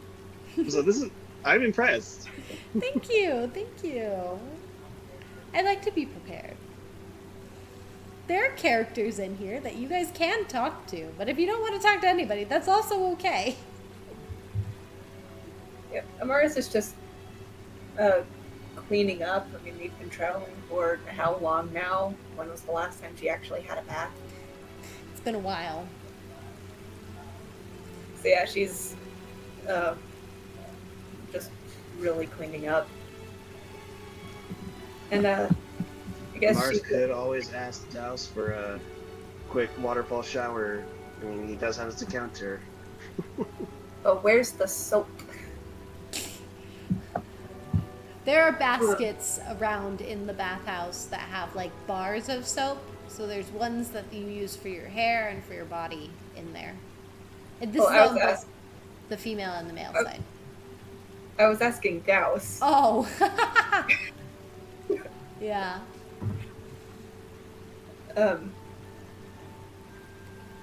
And she's just washing herself, and like she doesn't really look at the half orc, but she's just gonna be like, "Been a day." I'm a half orc, guys. Don't you know it? Oh, punch the lights out of a dumb bard. Yeah. I think I actually passed by that. Oh, you saw the show. Oh, it was a hoot and a holler. Yes, quite. And out of curiosity, what did he do to get you both riled up? Oh. Well, that one's a bit of an interesting story. But you must know, he made a visit to my village a couple of years ago. And, you know, left a couple kids there. So, when I saw him again, I was a little frustrated. Figured he deserved a bit of lesson teaching. Interesting thing to teach a lesson about. Yeah. Yeah, you don't go abandoning children. That's not right. You gotta be good to kids. Rear 'em up. He would have been welcome to stay in this village and be a father to them, but he didn't. So, yeah.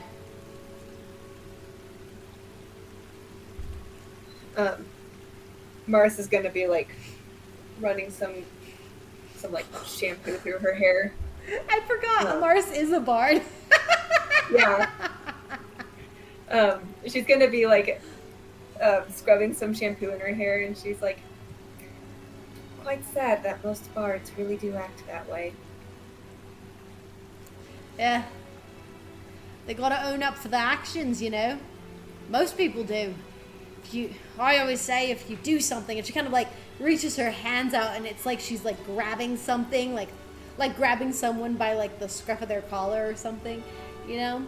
She's like, if you do something, you gotta own it. You gotta make it. You gotta do it, you know? You can't be wishy-washy. Handle the consequences. Yeah. But you know, sounds like those kids are in a spot, but they're really looked out after. You look like one tough person. Thanks.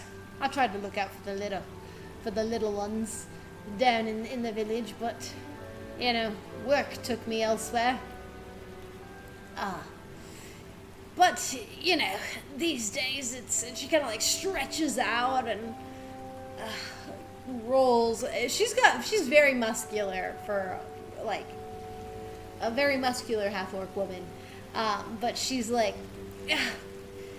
they're being taken care of all right. Back in my village, we don't let children go to starve, so they're taken care of. They'll grow to be very strong warriors, and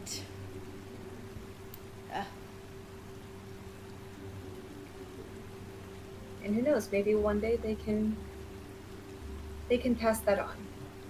If that ever happens to anyone else. exactly. Well, I'm gonna finish scrubbing. And you notice she like scrubs her armpits and then splashes it in the water and then gets up and she's like, all right, Good meeting ya. Hope to see you around, Scrawny. And it seems like she says scrawny as like a term of endearment, you know? She's like, yeah, see you around, Scrawny. And then she like trots off, wrapping her towel around her.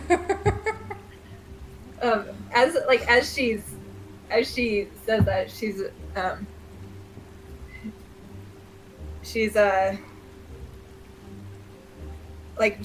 too just finished up, so she's like getting out and wrapping up, and she's just like, well, and she like just kind of like looks at her arms, and she's just like, I may be scrawny, but I can hold my own. And one last thing, as she's like heading over to the locker rooms to get her stuff. Mm-hmm. Just know that, unlike that bard that you fought in the square, I'm not like that. Good to hear. Also, I just have to comment real quick. John H in the chat is just hilarious right now. Wouldn't the adventure be a soap opera? And then shocked at a half-orc that takes baths. Yes, Lady Noir, she is drunk. So I just had to comment because I'm looking at the chat. I'm like, this is so funny. Yes, the half-orc lady. As you say that, she's like, good on ya. Did just like question of player to DM, did she get the hint? I as a dungeon master did not get the hint, so she did not get the hint.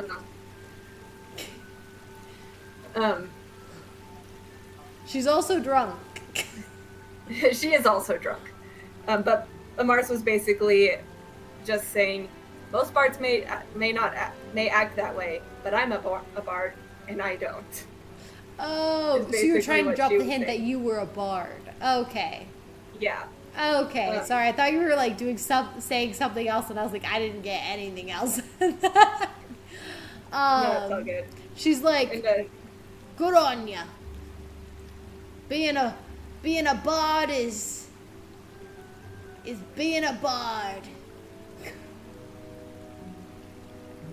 in its own ways, yes. I do know that there are a variety of types of bards out there.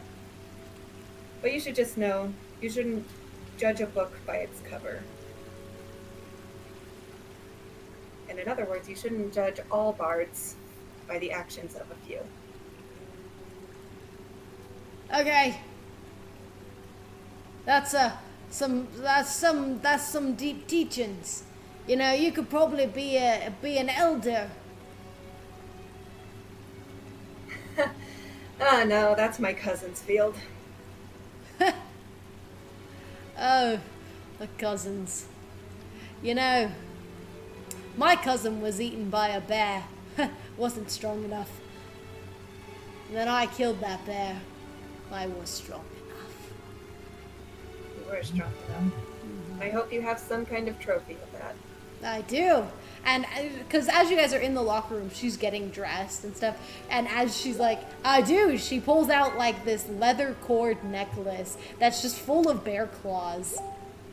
And she has a couple trophies, in fact. And she puts it on her.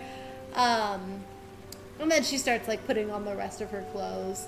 Kind of like tipsy a little bit, but not terribly. She can handle her drink decently well, but she is drunk, so.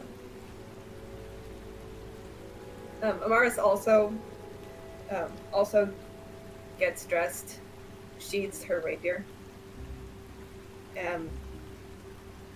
It's like, you continue doing good out there. Strong people like you, a lot of people can look up to. Well, thanks. Good to hear that. You know, I like to be looked up to, and she like kind of is like straightening, like she's tall, you know. And with that, she kind of like throws her pack on her shoulder, and she says, "Nice meeting you, Scrawny." And she leaves. Nice meeting you too, Beefy. And she actually laughs as you like say that and smiles and she goes, "Good one," and leaves. As you were getting ready, Douse, was there anyone you wanted to talk to specifically, or did you just finish up and? In his mindset, he's now on a time limit, so he's trying to be focused, but he's not. So he's not really talking to him. He's trying to get as much enjoyment as he can out of the water while being productive. So wait. So you're trying to? What are you? So it's because he wants to stay in the bath, but he wants to hurry up and get out so he can be there with the Mars. So he's not focused so much on his surroundings as what's going on. Oh, okay. Alrighty. So you start like coming out of the bath, and now that you're like finishing up, so you finish up like getting bathed and everything, and you start heading out of the bath. As you're like in the locker room, kind of like unpacking, getting your stuff back out,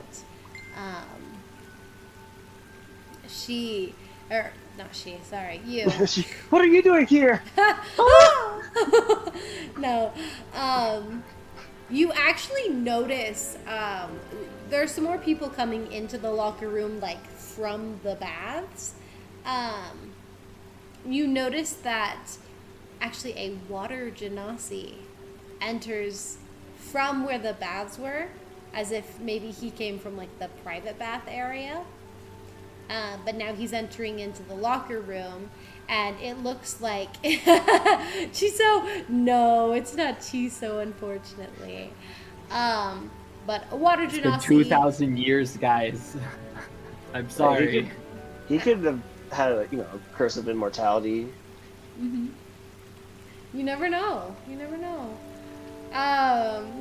And he looks to actually be chatting with a very stout dwarf. As they come walking in, both wearing like towels, and they head over to their lockers, and they're chatting, and the Genasi's like, "So, can I count on your..." Sorry, let me get his voice. "So, can I count on your business, sir?"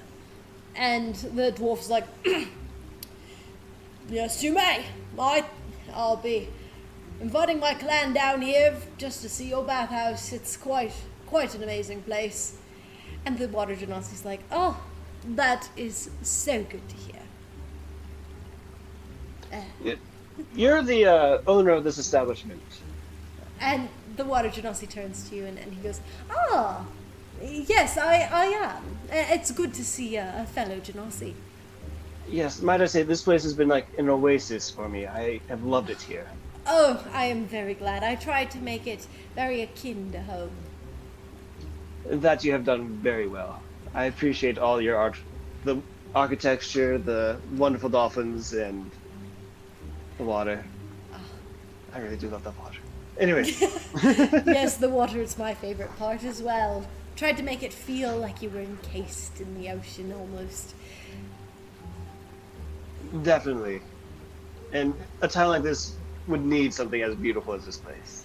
It really does. I'm actually looking to, once my new partner, as he points over to the dwarf, and the dwarf seems to be very pleased with that title.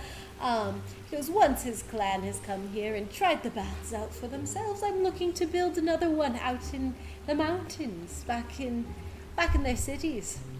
Expand my reach.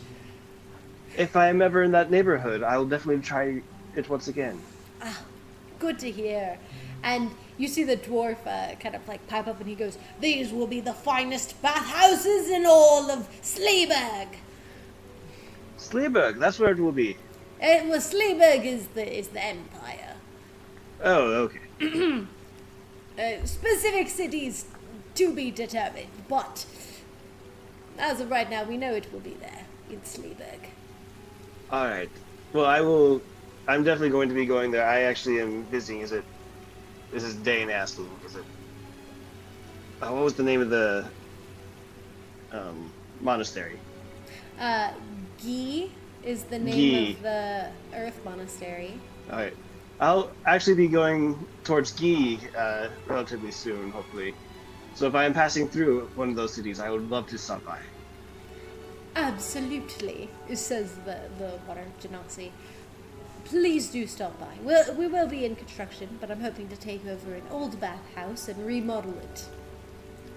Wonderful.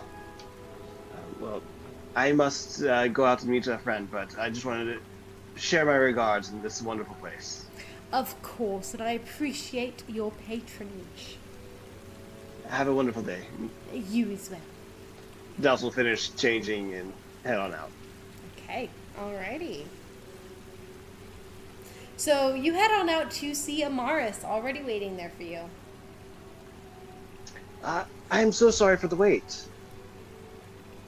You weren't No long, worries. were Oh, you? no, not at all. Oh. Not at all. So you wanted to talk about something? Yes, Nuri has already made her way over to Ray's. Okay. So Raises I the money exchange. No, Ray No. Nymph, the Ray Nymph. Okay. Okay. So I do believe we're all heading over there next. Alright, I will meet you guys over there. I could go pick up Dusty, or do we want to leave him back at the ship?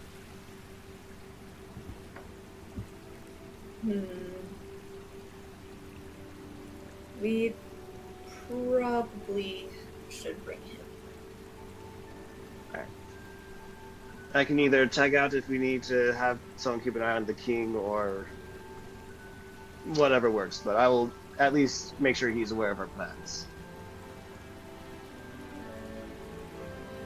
Okay. I forgot. I can't I just also freaking love Melody Wolf's comment of like the poor guy has no idea his bathhouse is about to be destroyed by like 3 different wrens, which is just really funny. It's a good comment, yeah. Oh it's my so pretty God. here. I hope it stays like this for a long, long time. I forgot to knock on wood. I'm sorry, guys. It's ruined. Oh my goodness. Alrighty. As you guys leave the bathhouse, To also head back to the boats to commune with Dusty and either send Dusty so he can go on his own, or they go together.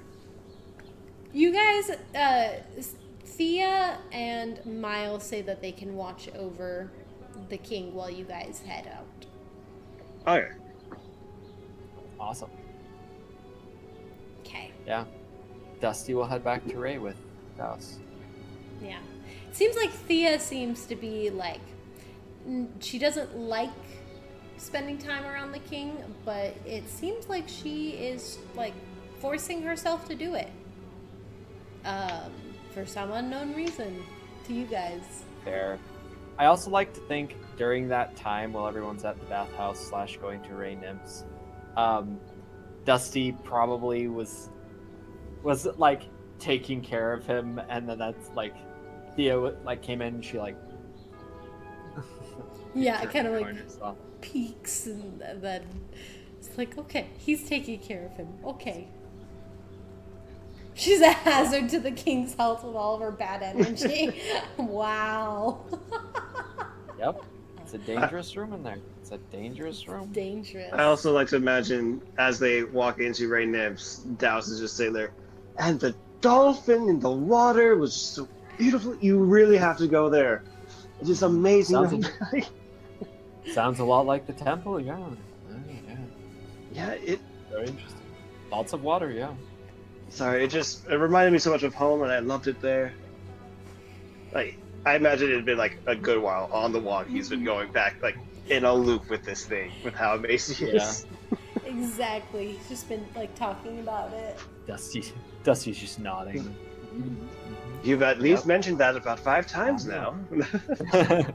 Yeah, I just nod. Okay. So you guys all head over to Ray's place, where the old lady does let you in, and Daus, she gives you another lollipop, and she pats your cheek. Like you kind of have to like lean down, and she's like, come here, and she like squeezes and pinches your cheek and then pats it. She's like, oh, Oh, you're such a good boy. I'm almost tempted to take you as my real grandmother back home. There we He's go. like says that jokingly, but he also is like, she would drown. But she's like, oh, maybe I'll have to visit you one day. Here, take 4 more lollies. You've got lollies that each heal for 1d4 health. oh, these are healing lollies? Then I will make note of them. Yes, they heal 1d4 health. So, yeah, you at least get 1 health by a lolly. Alrighty. So, as you guys have all piled into her house, let me get you guys into... Where even are you guys? Where is... I feel like I'm going to turn to Professor Lupin from Harry Potter as like, oh, you've been through a traumatic experience. Here, have some chocolate or have a candy. Have some chocolate. Winter King is not there. You guys are all on the map. I'm gonna move you guys into this room.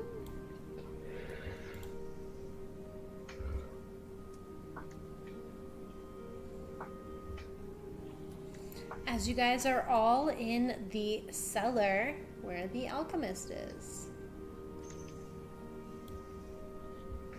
Alrighty. Currently, nothing like exemplary is happening. Nori, was there anything you wanted to talk to Ray about as before everyone else arrived? Yes, actually. Okay. So, like, shortly before people come in, she probably would just been, like, telling Ray, like, oh, and I found this friend, and like, this is what I discovered, and this is what I discovered, and, you know, this is how the king is doing, like, sharing the findings. But then she'd be like... Ray would be very interested in that. She would then turn to, and I think you should come with us, because there are, like, 3 different... No, she only knows of 2, sorry. There are, like, 2 different wrens in your city that have begun. But they're attracted to aggression, and your city has a lot of them. A lot of aggression. Oh.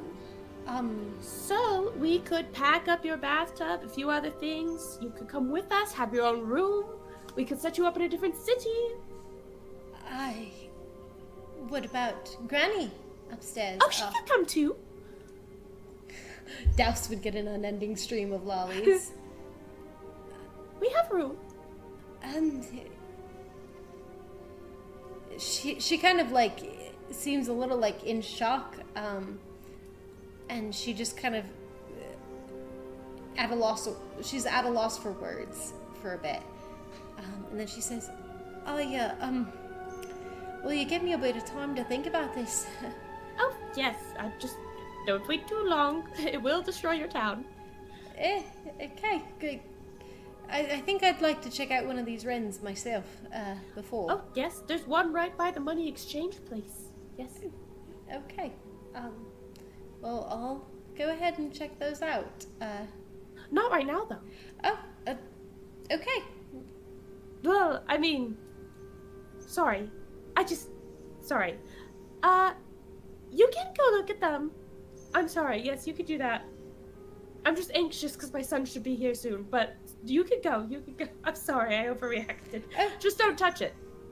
Just don't touch it. It's all right. I can wait. There should be at least a little time. Okay. And she's kind of like starts writing in her notebook, and there's a bit of an awkward silence, and then Amaris arrives.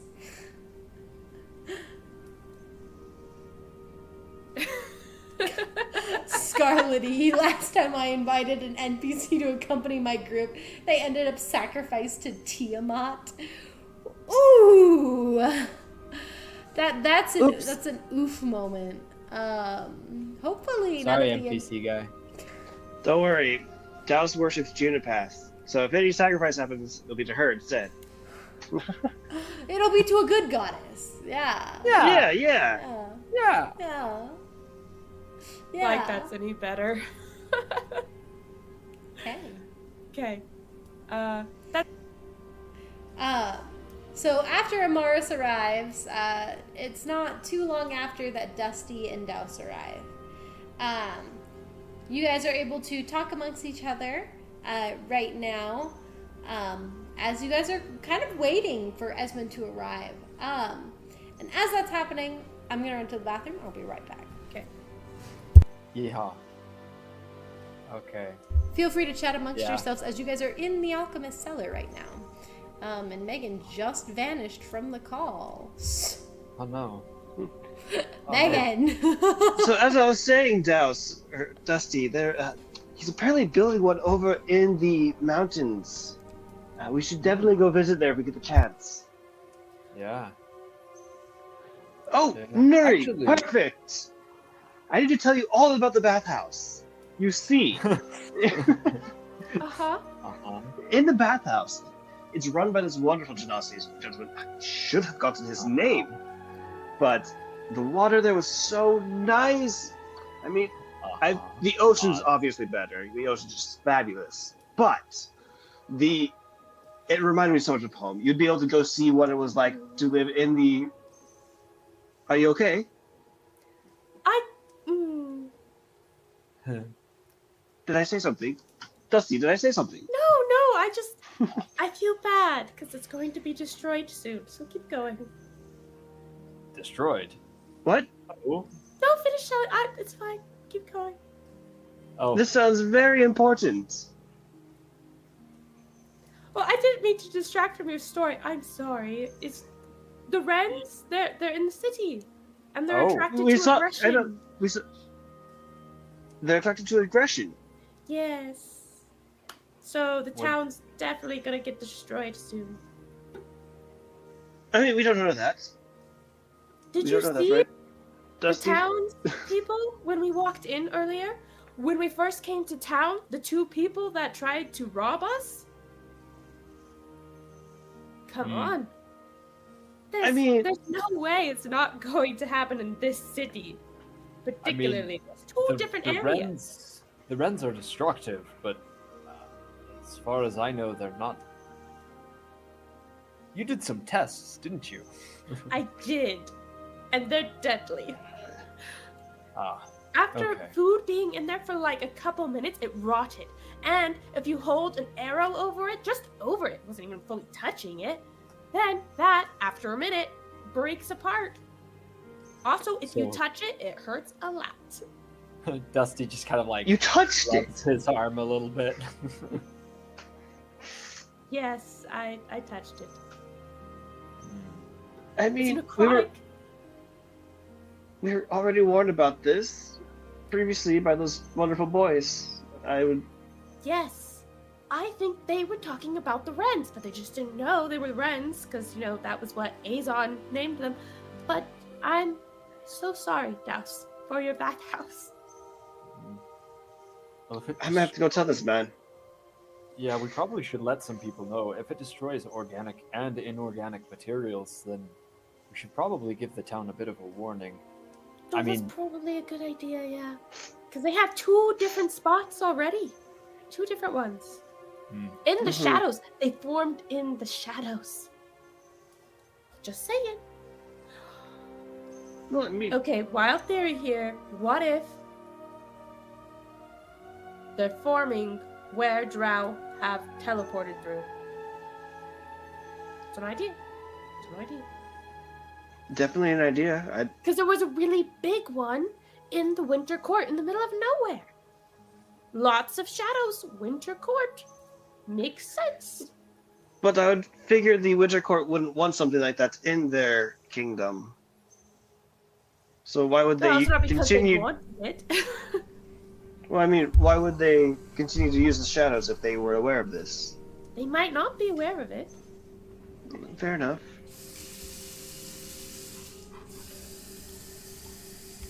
I am back! Welcome back. Welcome back. Oh,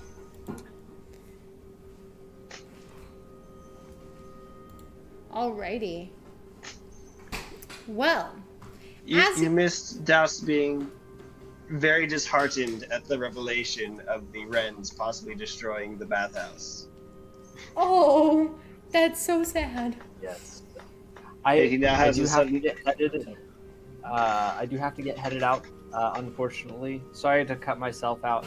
You guys keep playing. I will watch the stream, so I'll keep myself updated what's going on. But I gotta get going. Okay. Bye, Dusty.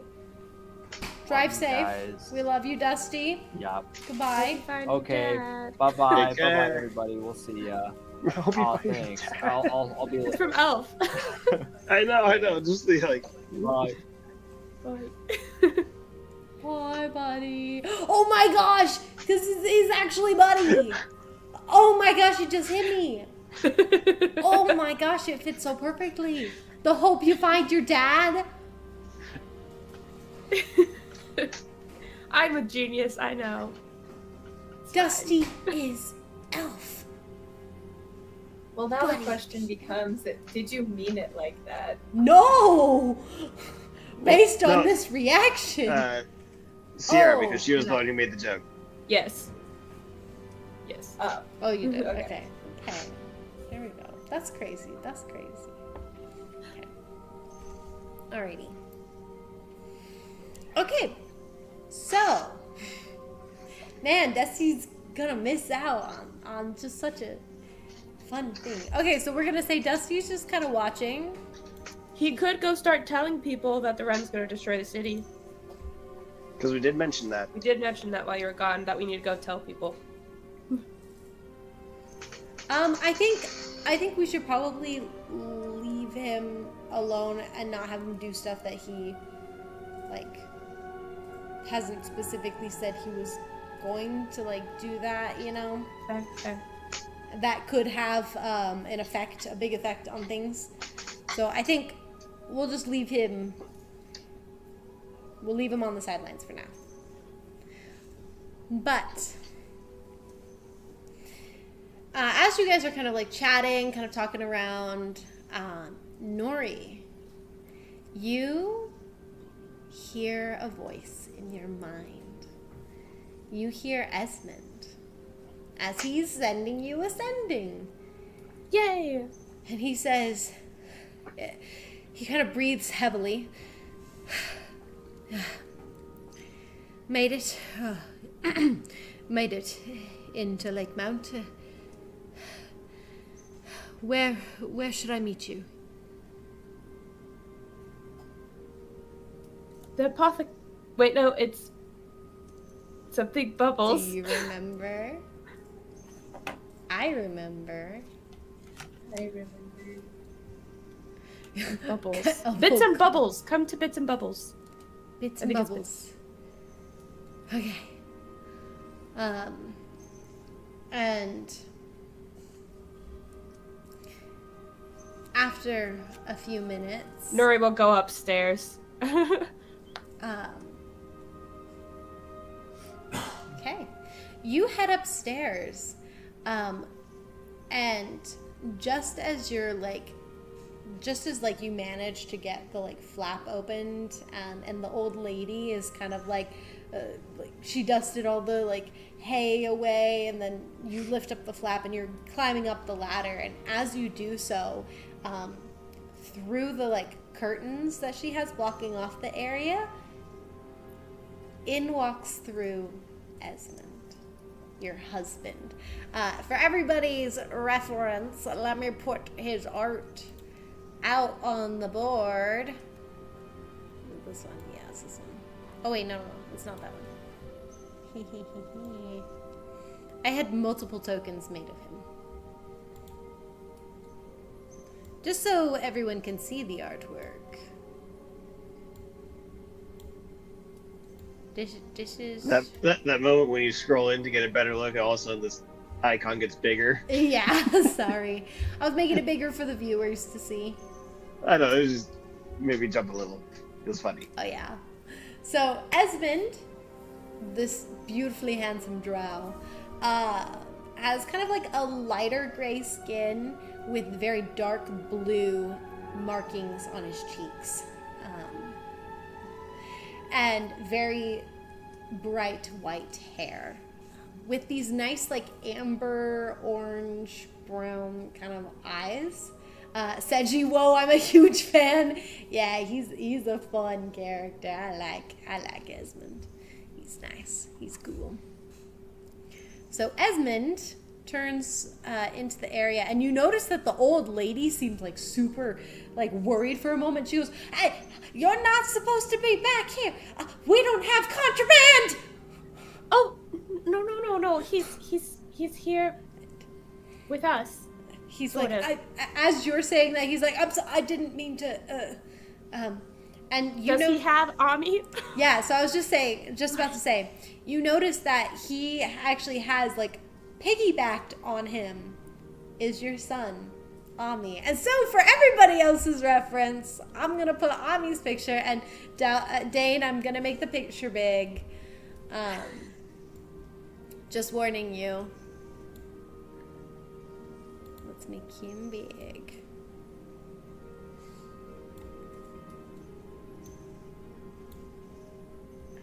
All right, for everyone's reference, this is Ami. He's got like red hair, dark red hair with red markings on his cheeks. And he's got the same color eyes as his dad. The like kind of like amber brown. Very beautiful. Very beautiful boy. A good son.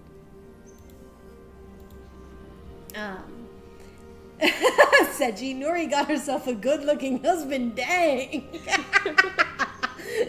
Yes, Seji. I'm loving it. As you see, he's kind of hooked, and he just looks to be just snoozing. But you know that he's in a coma. But he looks like he's just snoozing on his dad's shoulder. Esmond does not. He looks to still be wearing like. He's not wearing like his full armor at this point, but it's still that kind of like slender, hardened plate metal almost looking. It's a very thin obsidian armor that you can see that still holds up its strength. Very unique.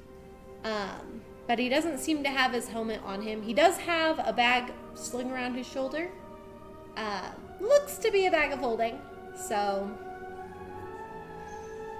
Nuri, And a sword on his side. Nuri's going to like jump out of the hole, and she's gonna run up to Esmond, but her eyes are not on Esmond, it's on Ami, and she's just gonna be like, Ami, oh my goodness. And she's going to, granted, this is the first time she's actually seen Ami in like a month, two-ish months, because the party's been traveling together for like a month. Mm-hmm.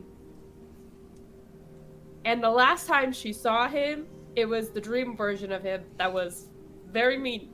Yeah, very mean. It's just like she runs up to Ami, and she's about to touch his head, and then her hand just stops and kind of curls away, and she's like, thank goodness he's all right. Esmond takes note of that. Bring him down. Yes. She's going to scurry down below. He kind of like looks at you, very concerned. And he goes, Nuri, are you all right? Hi, hello. Hi, let's do hi.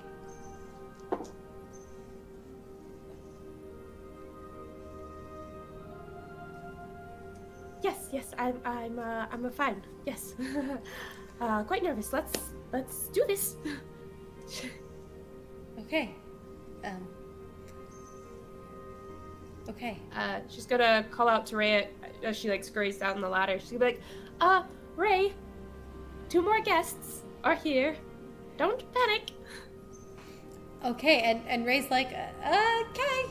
And as you are like kind of descending, you notice that So Esmond like kind of steps towards the hole, still having Ami on his piggyback, and the granny just turns to him and she's like,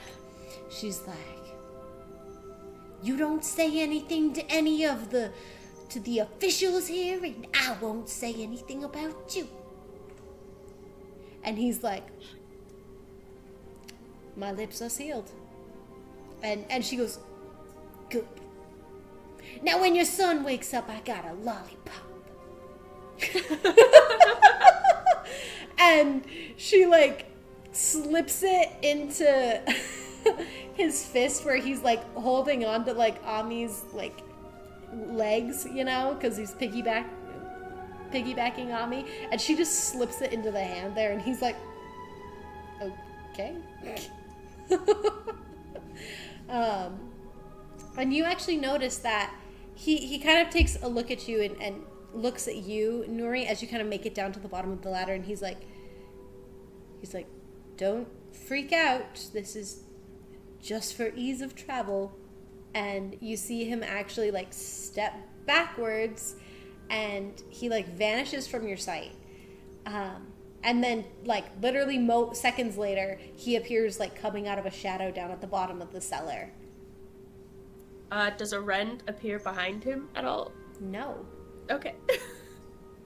It's an ability that he... You missed my theory while you were in the bathroom. Oh, that they leave a rend. Oh. Yes. No, there is no rend behind where he steps out. Okay, well. And the granny's kind of like, "Huh?"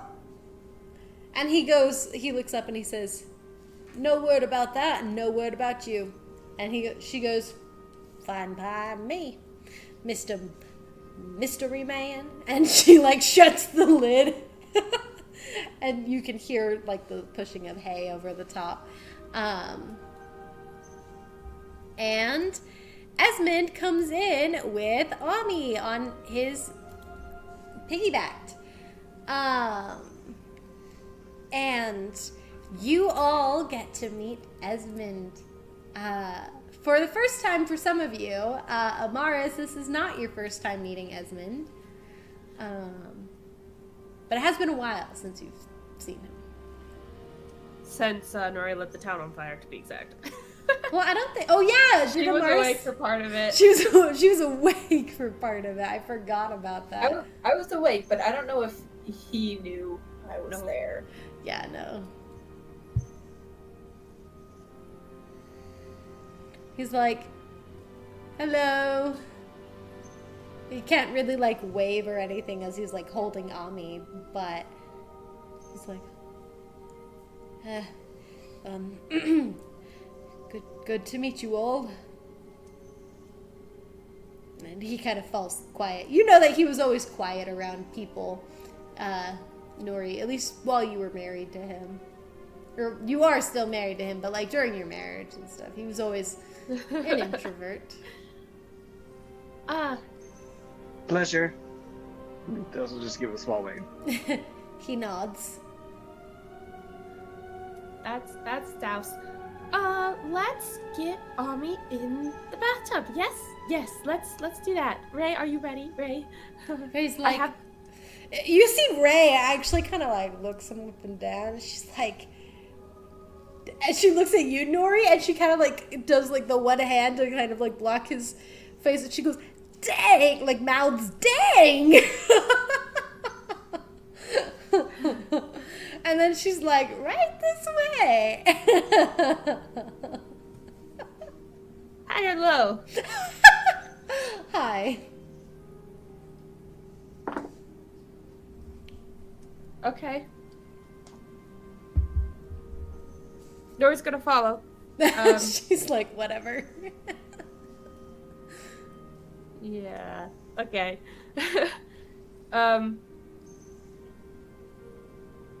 If she'll pop her head back out and be like, "Esmond, hurry, please." He's like, yeah, Arby, what's going on? He knows that like you're bringing Ami back, but he doesn't know the process. So that's why he's a little confused, but I just like to imagine what he's thinking when he hears, "Let's put Ami in the bathtub." yeah, he's like, huh?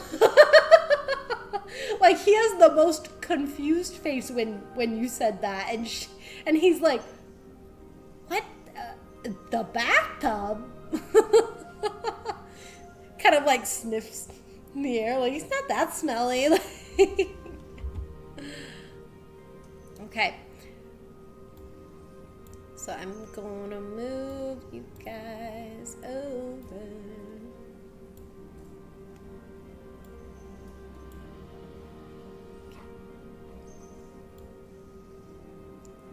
Let's zoom in on the place.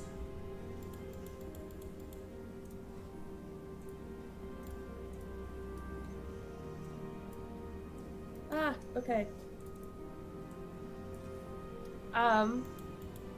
She's going to take... Actually... No, she doesn't.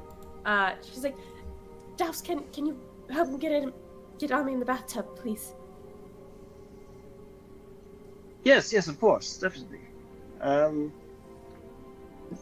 Shall I take the legs? You like look at Ezra's like, shall I take the legs, the top? He's like, if you could grab his shoulders, you know, because he's kind of like gonna lean back and let him kind of fall into your arms, and he twists around, and you guys kind of like, it's very easy. Like, he's not heavy.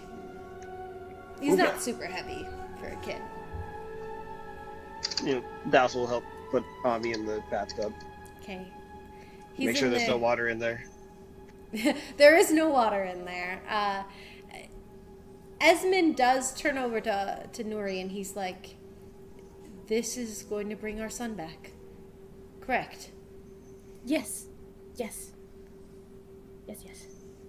There's two different spells, don't worry about it. Ray is very capable. Okay. Well, I guess... Go on. Okay. Nuri's gonna produce the 200 gold, and is gonna start putting it on Ami. Again. And around him. Esmond is thoroughly confused. But he's like, I trust her, I guess. As long as you don't put any of the coins over the eyes, like, yeah. Yeah, like, we're killing him. No. No. No. Okay. She will then also produce a diamond and hand it to Ray. Oops. I accidentally put Megan in the wrong spot. There we go. Now she's Oof, I'm so right. much poorer. It's okay. It's a lot of money. It's a lot of money. It's for a good cause. True. Alrighty. So, who is going to call Ami back? Douse will do it. Hey, kid, you don't know me. You don't know me. What's up, little man? Come with me.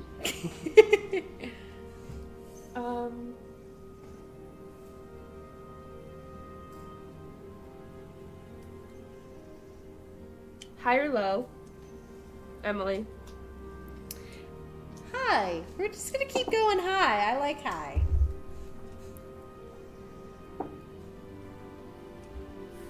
Okay.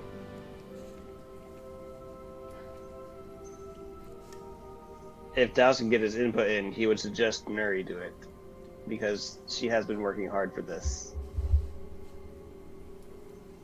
Nuri seems like she's hesitating. That's why I was asking. Nuri, this is your son. You should definitely see him, if you can.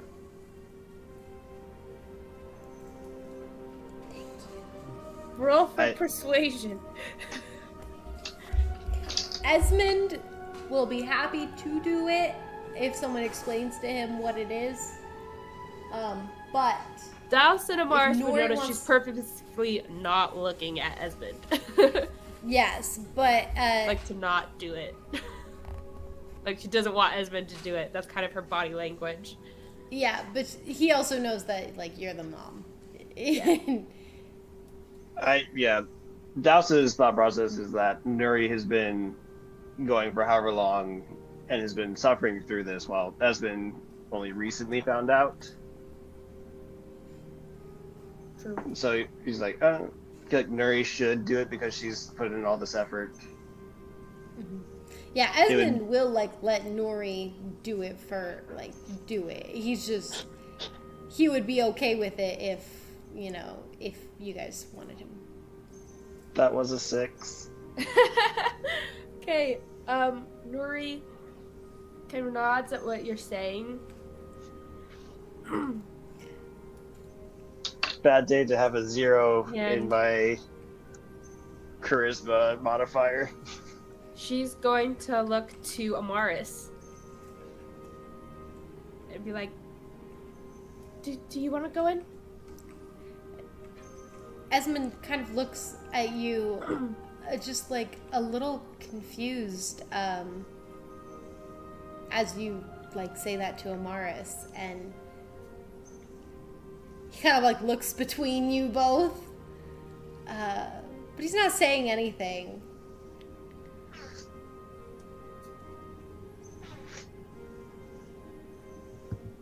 Douse does have a point, that this is your son, and you have worked so hard to get to this point.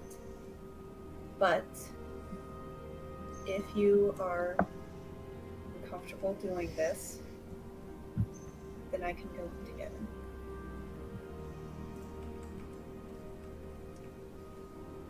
I think it would be best, yes, if it was you, yes. Nori,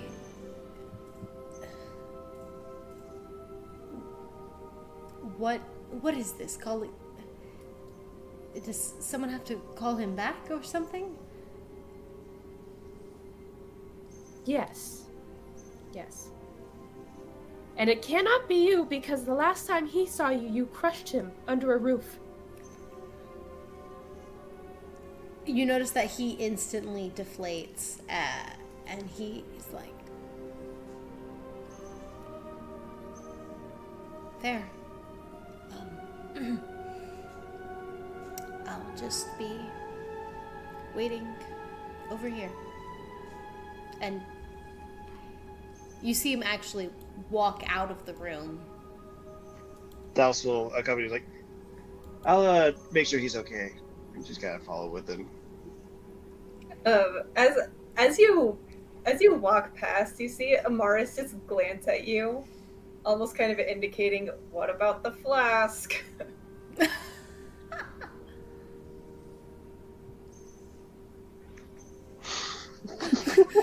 Like, this is maybe not the. This may not be the time. Okay. So, with that, Amaris nods and steps forward. Okay. This is also a guy that we don't know his loyalty on, and don't know. I mean, yes, he's loyal to Nuri, but also the Heralder. So there's like the tiny bit of him where he's like, I want to keep an eye on this guy. Yeah. He seems. The other- Oh, yeah? I was gonna say, the other part of it is like, this is a father that's just been gunshot in the heart. Like, Yeah. After, like, Nori dropped that line on him, he was like, ouch. so, yeah, Stas is like, let's go over to the useless section together because I don't know magic. The useless section. I can't do anything here. Yeah, so he kind of like goes over, he's in the other room, and you notice his arms are like crossed. Not in like a, I'm angry, no, he's more just like, almost like a hugging himself kind of a arms crossed, you know? And he seems to just be deep in thought, so he's not really talking. Douse leans up against the wall. First time? Oh, wow, Douse! You've seen it once and now you're an expert. No. I was just thinking like the father like right before birth or whatnot, where it was like super anxious in the corner. Other father's been there a few times. I love that. Also, Seji, be nice to him. He's hot. Yeah. I love this. I love Seji. Yes, but he took him to the Heralder, so I. Well, but this is your chance to talk to him about it too, so. True.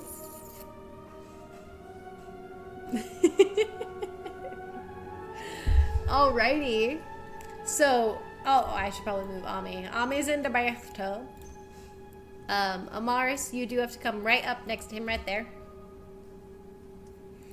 And before they do the spell, Amaris turns to Nuri and it's just like, if I remember correctly from your last talk with Esmond face to face,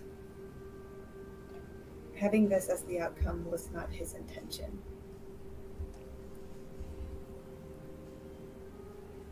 Maybe you should just cut him a little slack. It was a mistake, yes, but it was not his intention, and like you, he's doing what he can to fix it.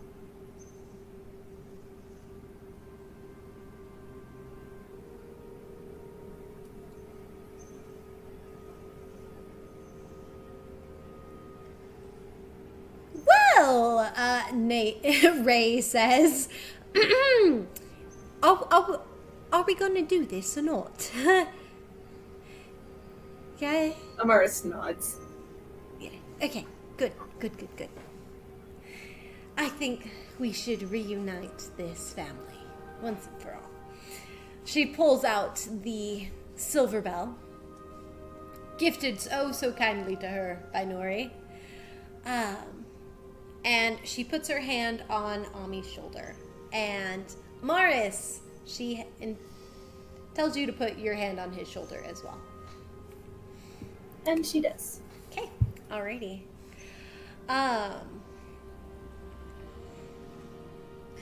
And she starts to ring the bell 3 times.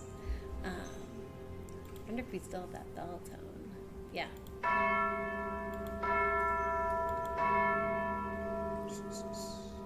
Ringing it. And as you do so, Amaris, your eyes close.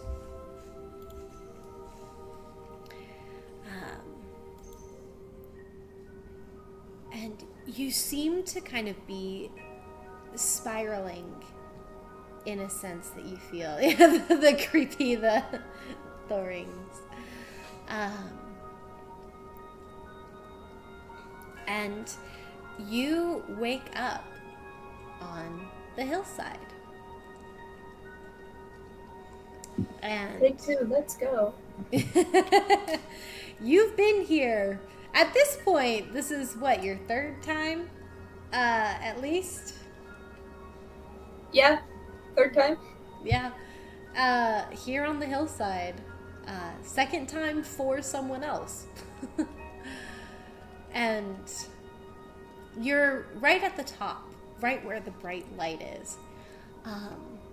And you see wandering about kind of lower at the bottom of the hill, not quite right next to the wall that leads off into the lands beyond, but right in that area, right at the base of the hill, you see a young boy. You see Ami, who looks lost from where you're at. And just so I can paint the picture for the audience, Amaris is on the top of this beautiful hill.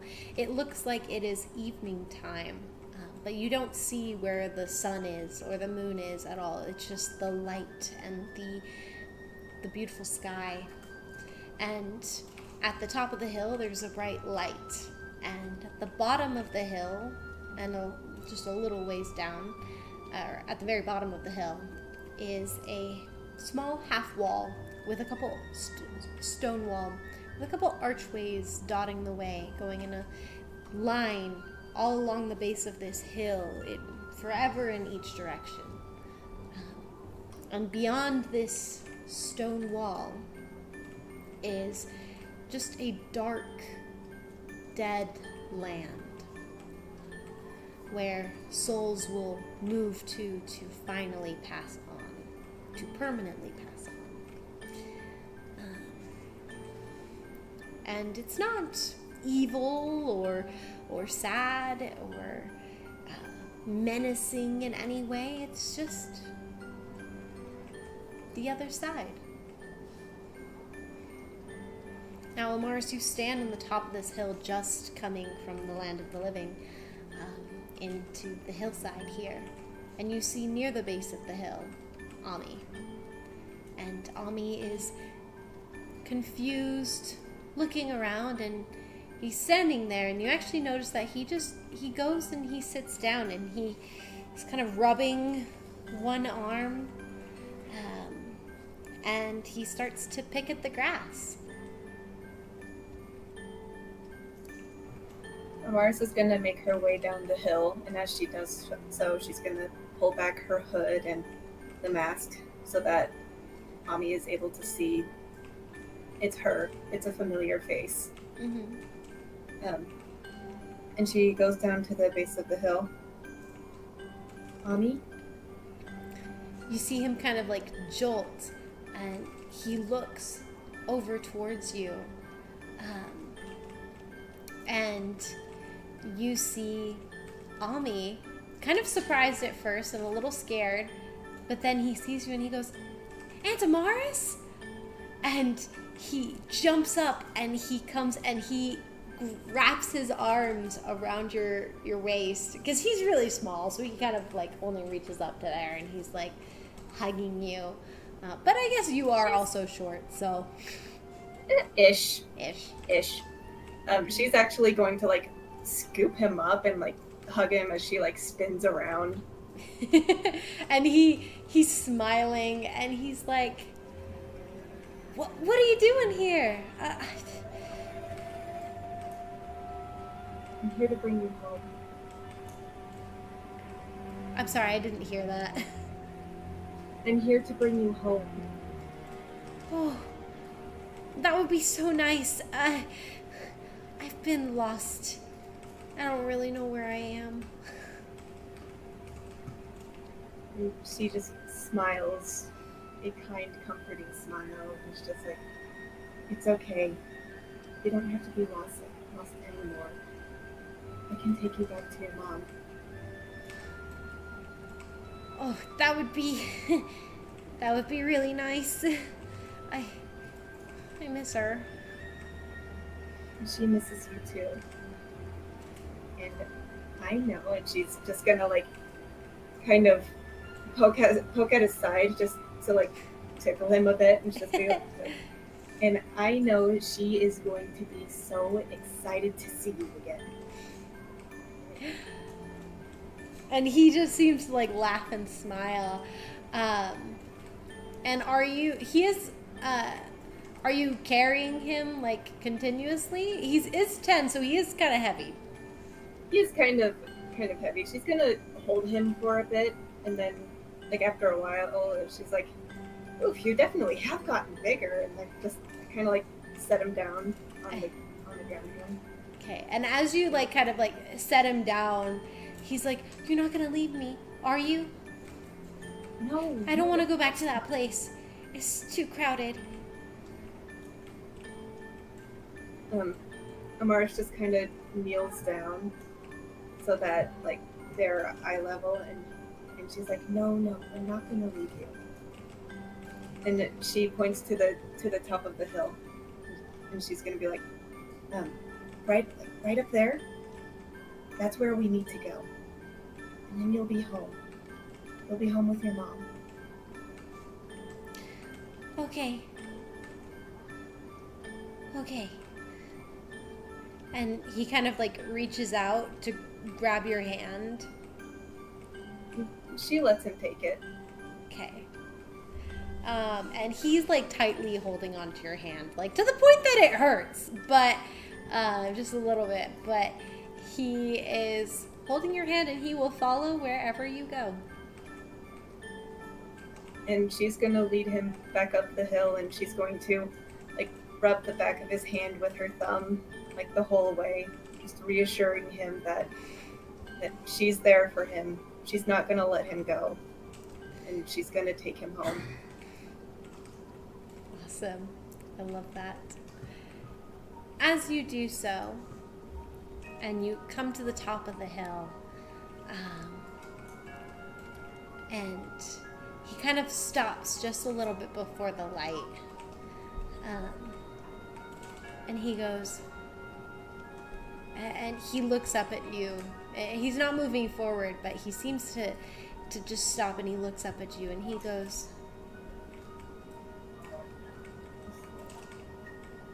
"Is Dad there too?"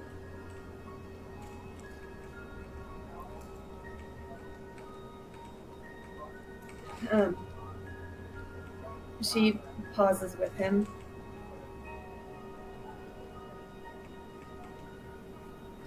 He is.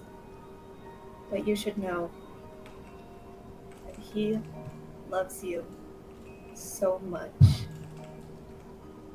And he wants what's best for you too.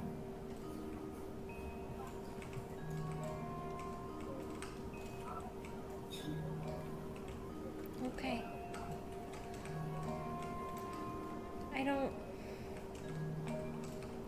I don't know why Dad did what he did. But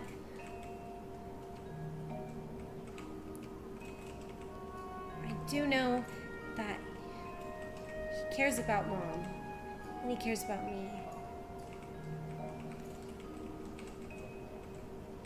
Morris nods. He does. He wants what's best for both of you. Okay.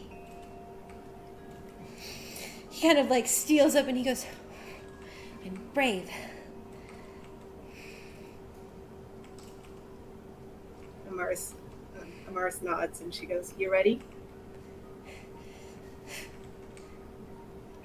Yeah. And he seems to like kind of like be stalwart. He seems to like be gripping onto your hand really tight, but still like has this brave look on his face, like, I'm gonna be brave. Amaris smiles and leads him into the light. Okay. And you guys enter into the light. And Amaris, you open your eyes again. You kind of are a little disoriented, but you recover very quickly. And you open your eyes and you look down. Nori, you look down at Ami, and for a moment there's nothing.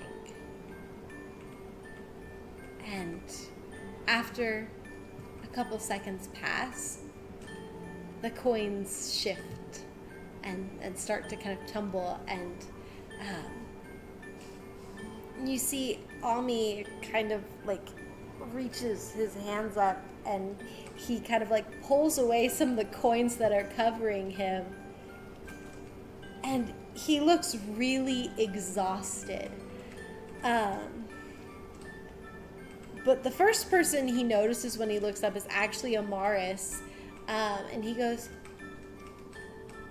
"I think this is the richest bath I've ever taken." And Amaris laughs. And then he like kind of like turns over and he looks at Nori. And he goes, "Mom? Mommy?" Okay. So when he wakes up, Nori is kind of just like, oh my gosh, he's moving. She hasn't seen him move in 2 years. And Ray would probably notice, but Amaris probably wouldn't because she's staring at Ami. Nori really seems like she's kind of holding herself back until he says mommy, and it seems like she had this kind of resolve. She was determined to do something, and as soon as he said that, she just crumbles and she starts crying, and she like rushes up and like scoops him out of the bathtub and is just holding him and is just sobbing as she's just holding her little boy. Aww. precious moment.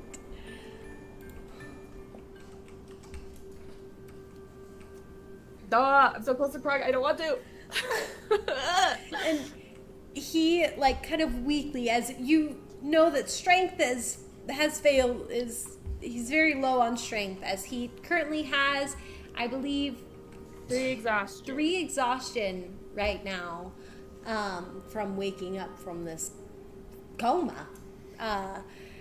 Also, you do notice that Ray is considerably taxed, very exhausted herself, and she can no longer cast spells until she takes a long rest.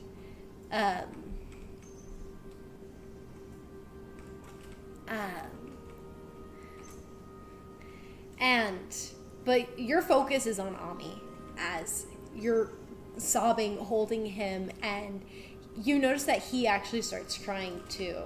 But he kind of weakly wraps his arms around you, and he just is saying, "Mommy, Mommy."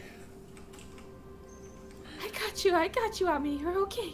You're okay. And she's just like stroking his head. And she's like now has him on the ground as she's just like kneeling on the ground with him in her lap. And she's just rocking back and forth now. And she continues to cry. And Can we coins- hear this from outside? Yeah, so it's like, there's not even a doorway. Like, this is just, you guys went up some stairs, so you guys can see, like, down the stairs into this area.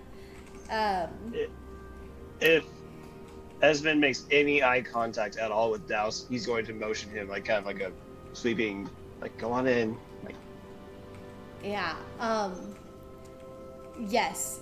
You see that, like, when, like, this was happening, Douse, what you saw from Esmond is that he, like, kind of was, like, thinking deep in thought, but when Ami first, like, when he heard the coins kind of, like, shifting, you noticed he kind of, like, stiffened, and then when he heard his voice, you kind of see him, like, turn and make a perception check, Douse.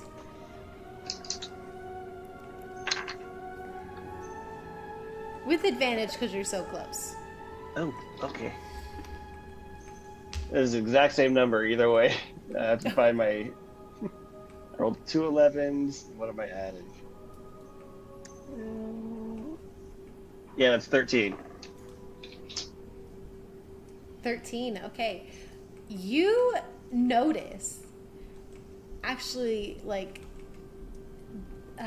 Esmond's eyes kind of getting a little, like, misty, and a little bit of, like, tears kind of pooling up. Nothing falling, but he seems, like, just very emotional. And when they he hears him call out "Mommy," you notice that Esmond just kind of like this is when he kind of like drops his arms, and he turns and he like looks down there for a brief moment and then looks up at you. Right. And that's when Dawson like kind of step back, like, go. And Esmond tentatively, very slowly, goes down the stairs, his hand like running along the stone wall, as he slowly, like his steps are silent too, like unless you're like directly like looking up to see him walking, like you can't hear him coming. Dawson make a quick little like clear his own throat just to get the attention to him. And he isn't paying any heed. Amaris, you can see Esmond. That was more for Ami to hear and to look up and see him. But yes. I think Ami is currently clutched so close to his mom that he can't like even turn his head. Like he's just like just trapped a little bit. Okay. And then that will be Dows's last action to let this reunion continue. Okay. Amaris, you do see Esmond coming down.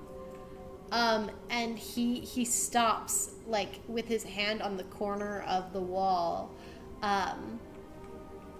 like, just barely, just watching this reunion. And you can definitely kind of see that just visually, he's very much so like an outsider here. And as the shadows are kind of like cast half over his face from the room, and he seems to just be like stuck in place there as he's just staring, one hand on the wall, and you notice that another hand kind of like comes up and cups around his mouth, and a single tear falls down his cheek.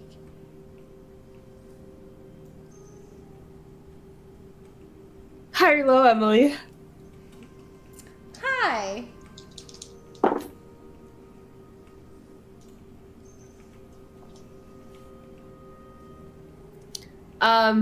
As Douse clears his throat from up above, Nuri will look up slightly, just like she's kind of like holding him like this, and like looks up just a quick glance to like see that Esmond is coming down the stairs. So she's gonna pull Ami back a little. Don't want to cry. Okay. And she's gonna, kind of just now she's kind of having him like this, and she's wiping his face because you said he had sprang too. And she's like, "Oh, my beautiful boy, look at you."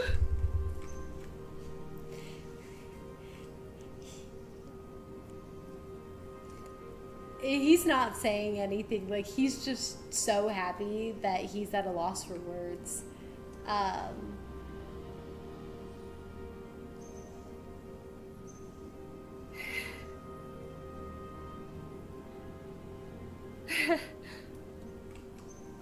What's the last thing you remembered? Or remember?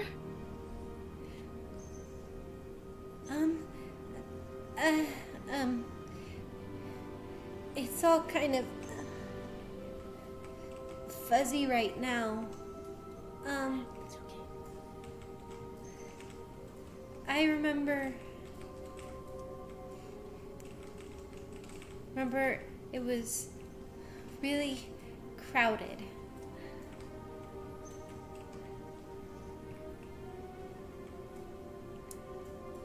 Of course, you don't have to think about that. I'm just so glad you're awake. She's gonna pull him in a little closer, and she's gonna kiss his forehead.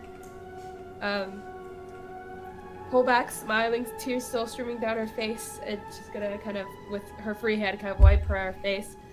And,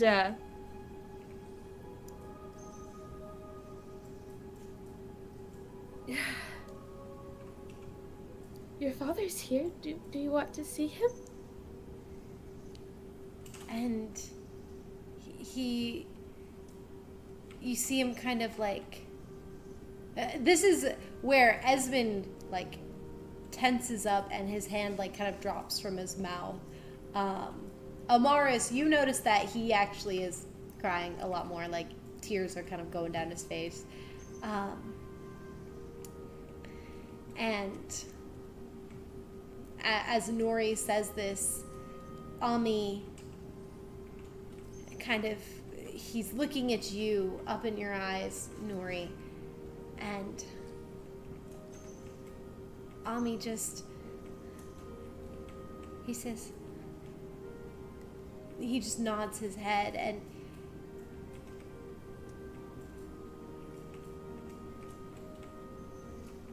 she's gonna wrap him in another hug, almost protectively.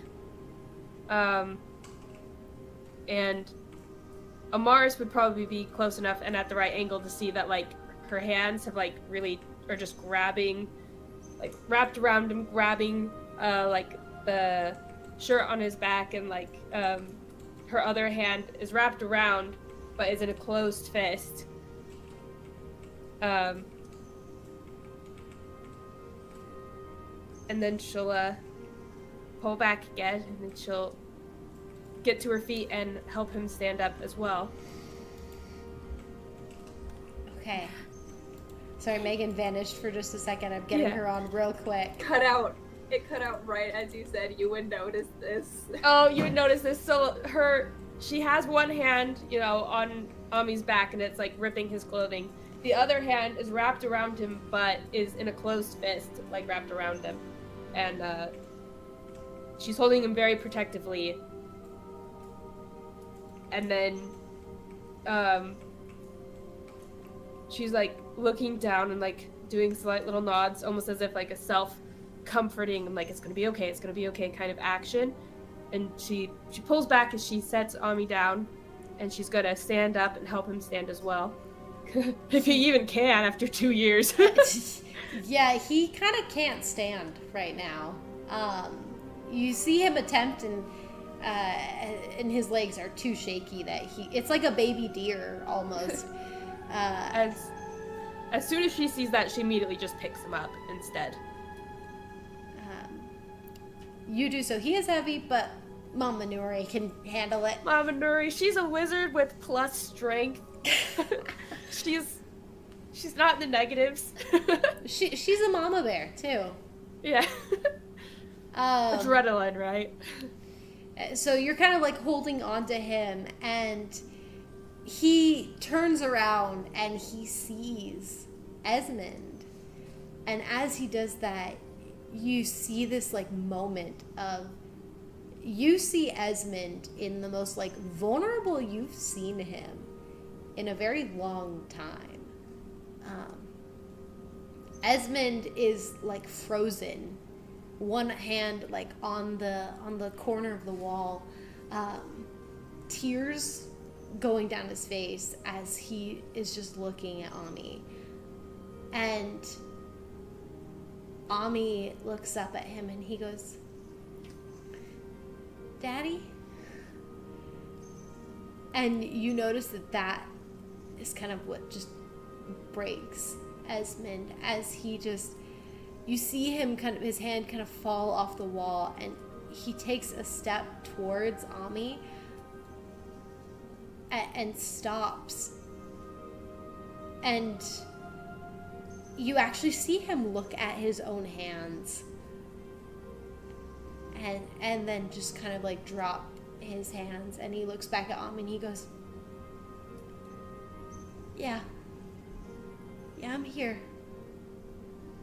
I'm here for you."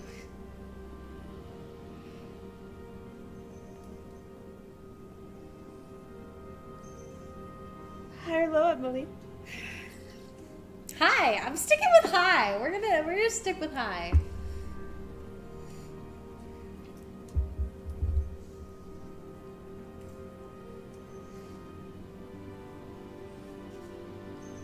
Nuri kind of looks down for a moment, and there's almost a little bit of a sigh.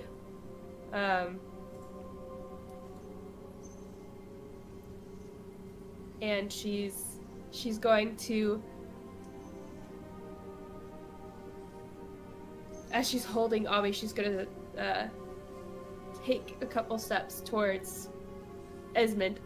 I don't want to cry. Okay. It's okay.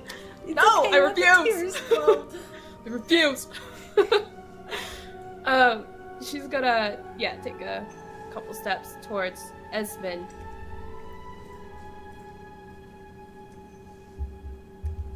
And she's gonna, like, nod to him, like, it's okay. Like, kind of a come closer kind of nod.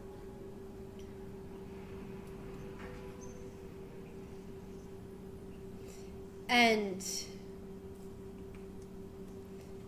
high or low on that, actually? Low. Okay.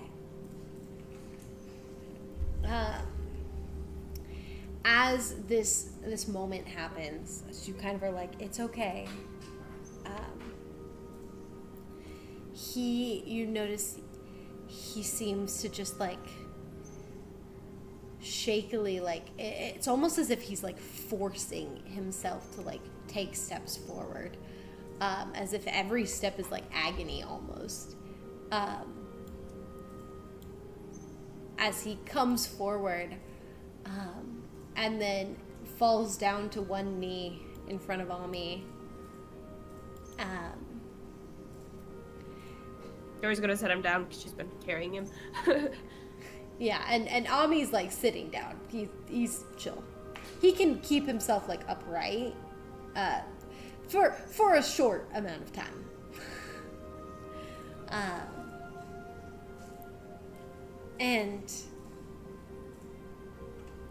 Esmond, you see, he like kind of like reaches his hand out again to like touch, his face, but you notice that he just stops. It's like he can't touch him. And Esmond kind of like brings his hand down and puts it back on his knee, and he's like, hey, you're safe. Nothing's gonna happen to you. And Ami is like still crying, snot coming down, and he's like, and he nods, and he's like,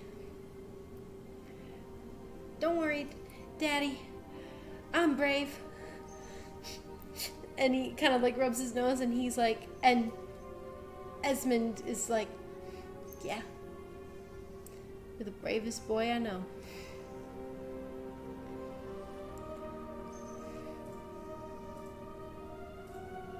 And it seems like, Nori, you remember moments of like Ami growing up when Esmond was there with you guys. And moments of like Esmond being like, okay, you gotta be brave, and helping him through these like tough times, through fears that he had when Ami was afraid of spiders, and Esmond told him to be brave and helped him conquer his fear of spiders. And these little moments are coming back to you of times that Esmond and Ami had this wonderful father-son relationship.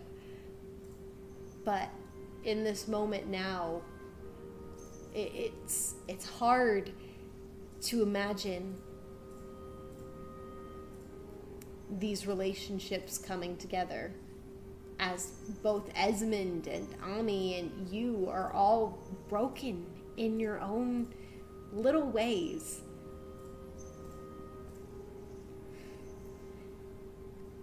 But depending on what you think, there could be hope or no hope. In this moment, this broken family is finally starting to come together again, with new members and new friends and companions along the way. And maybe there is hope that you guys could all be a family again. And as you guys are all sitting here with the accomplishment of Ami being woken up from his 2-year-long coma, you can't help but feel like there is a light at the top of the hill. There is hope that things will get better. And maybe, just maybe, you guys can get through this together. And with that, we will end tonight's session.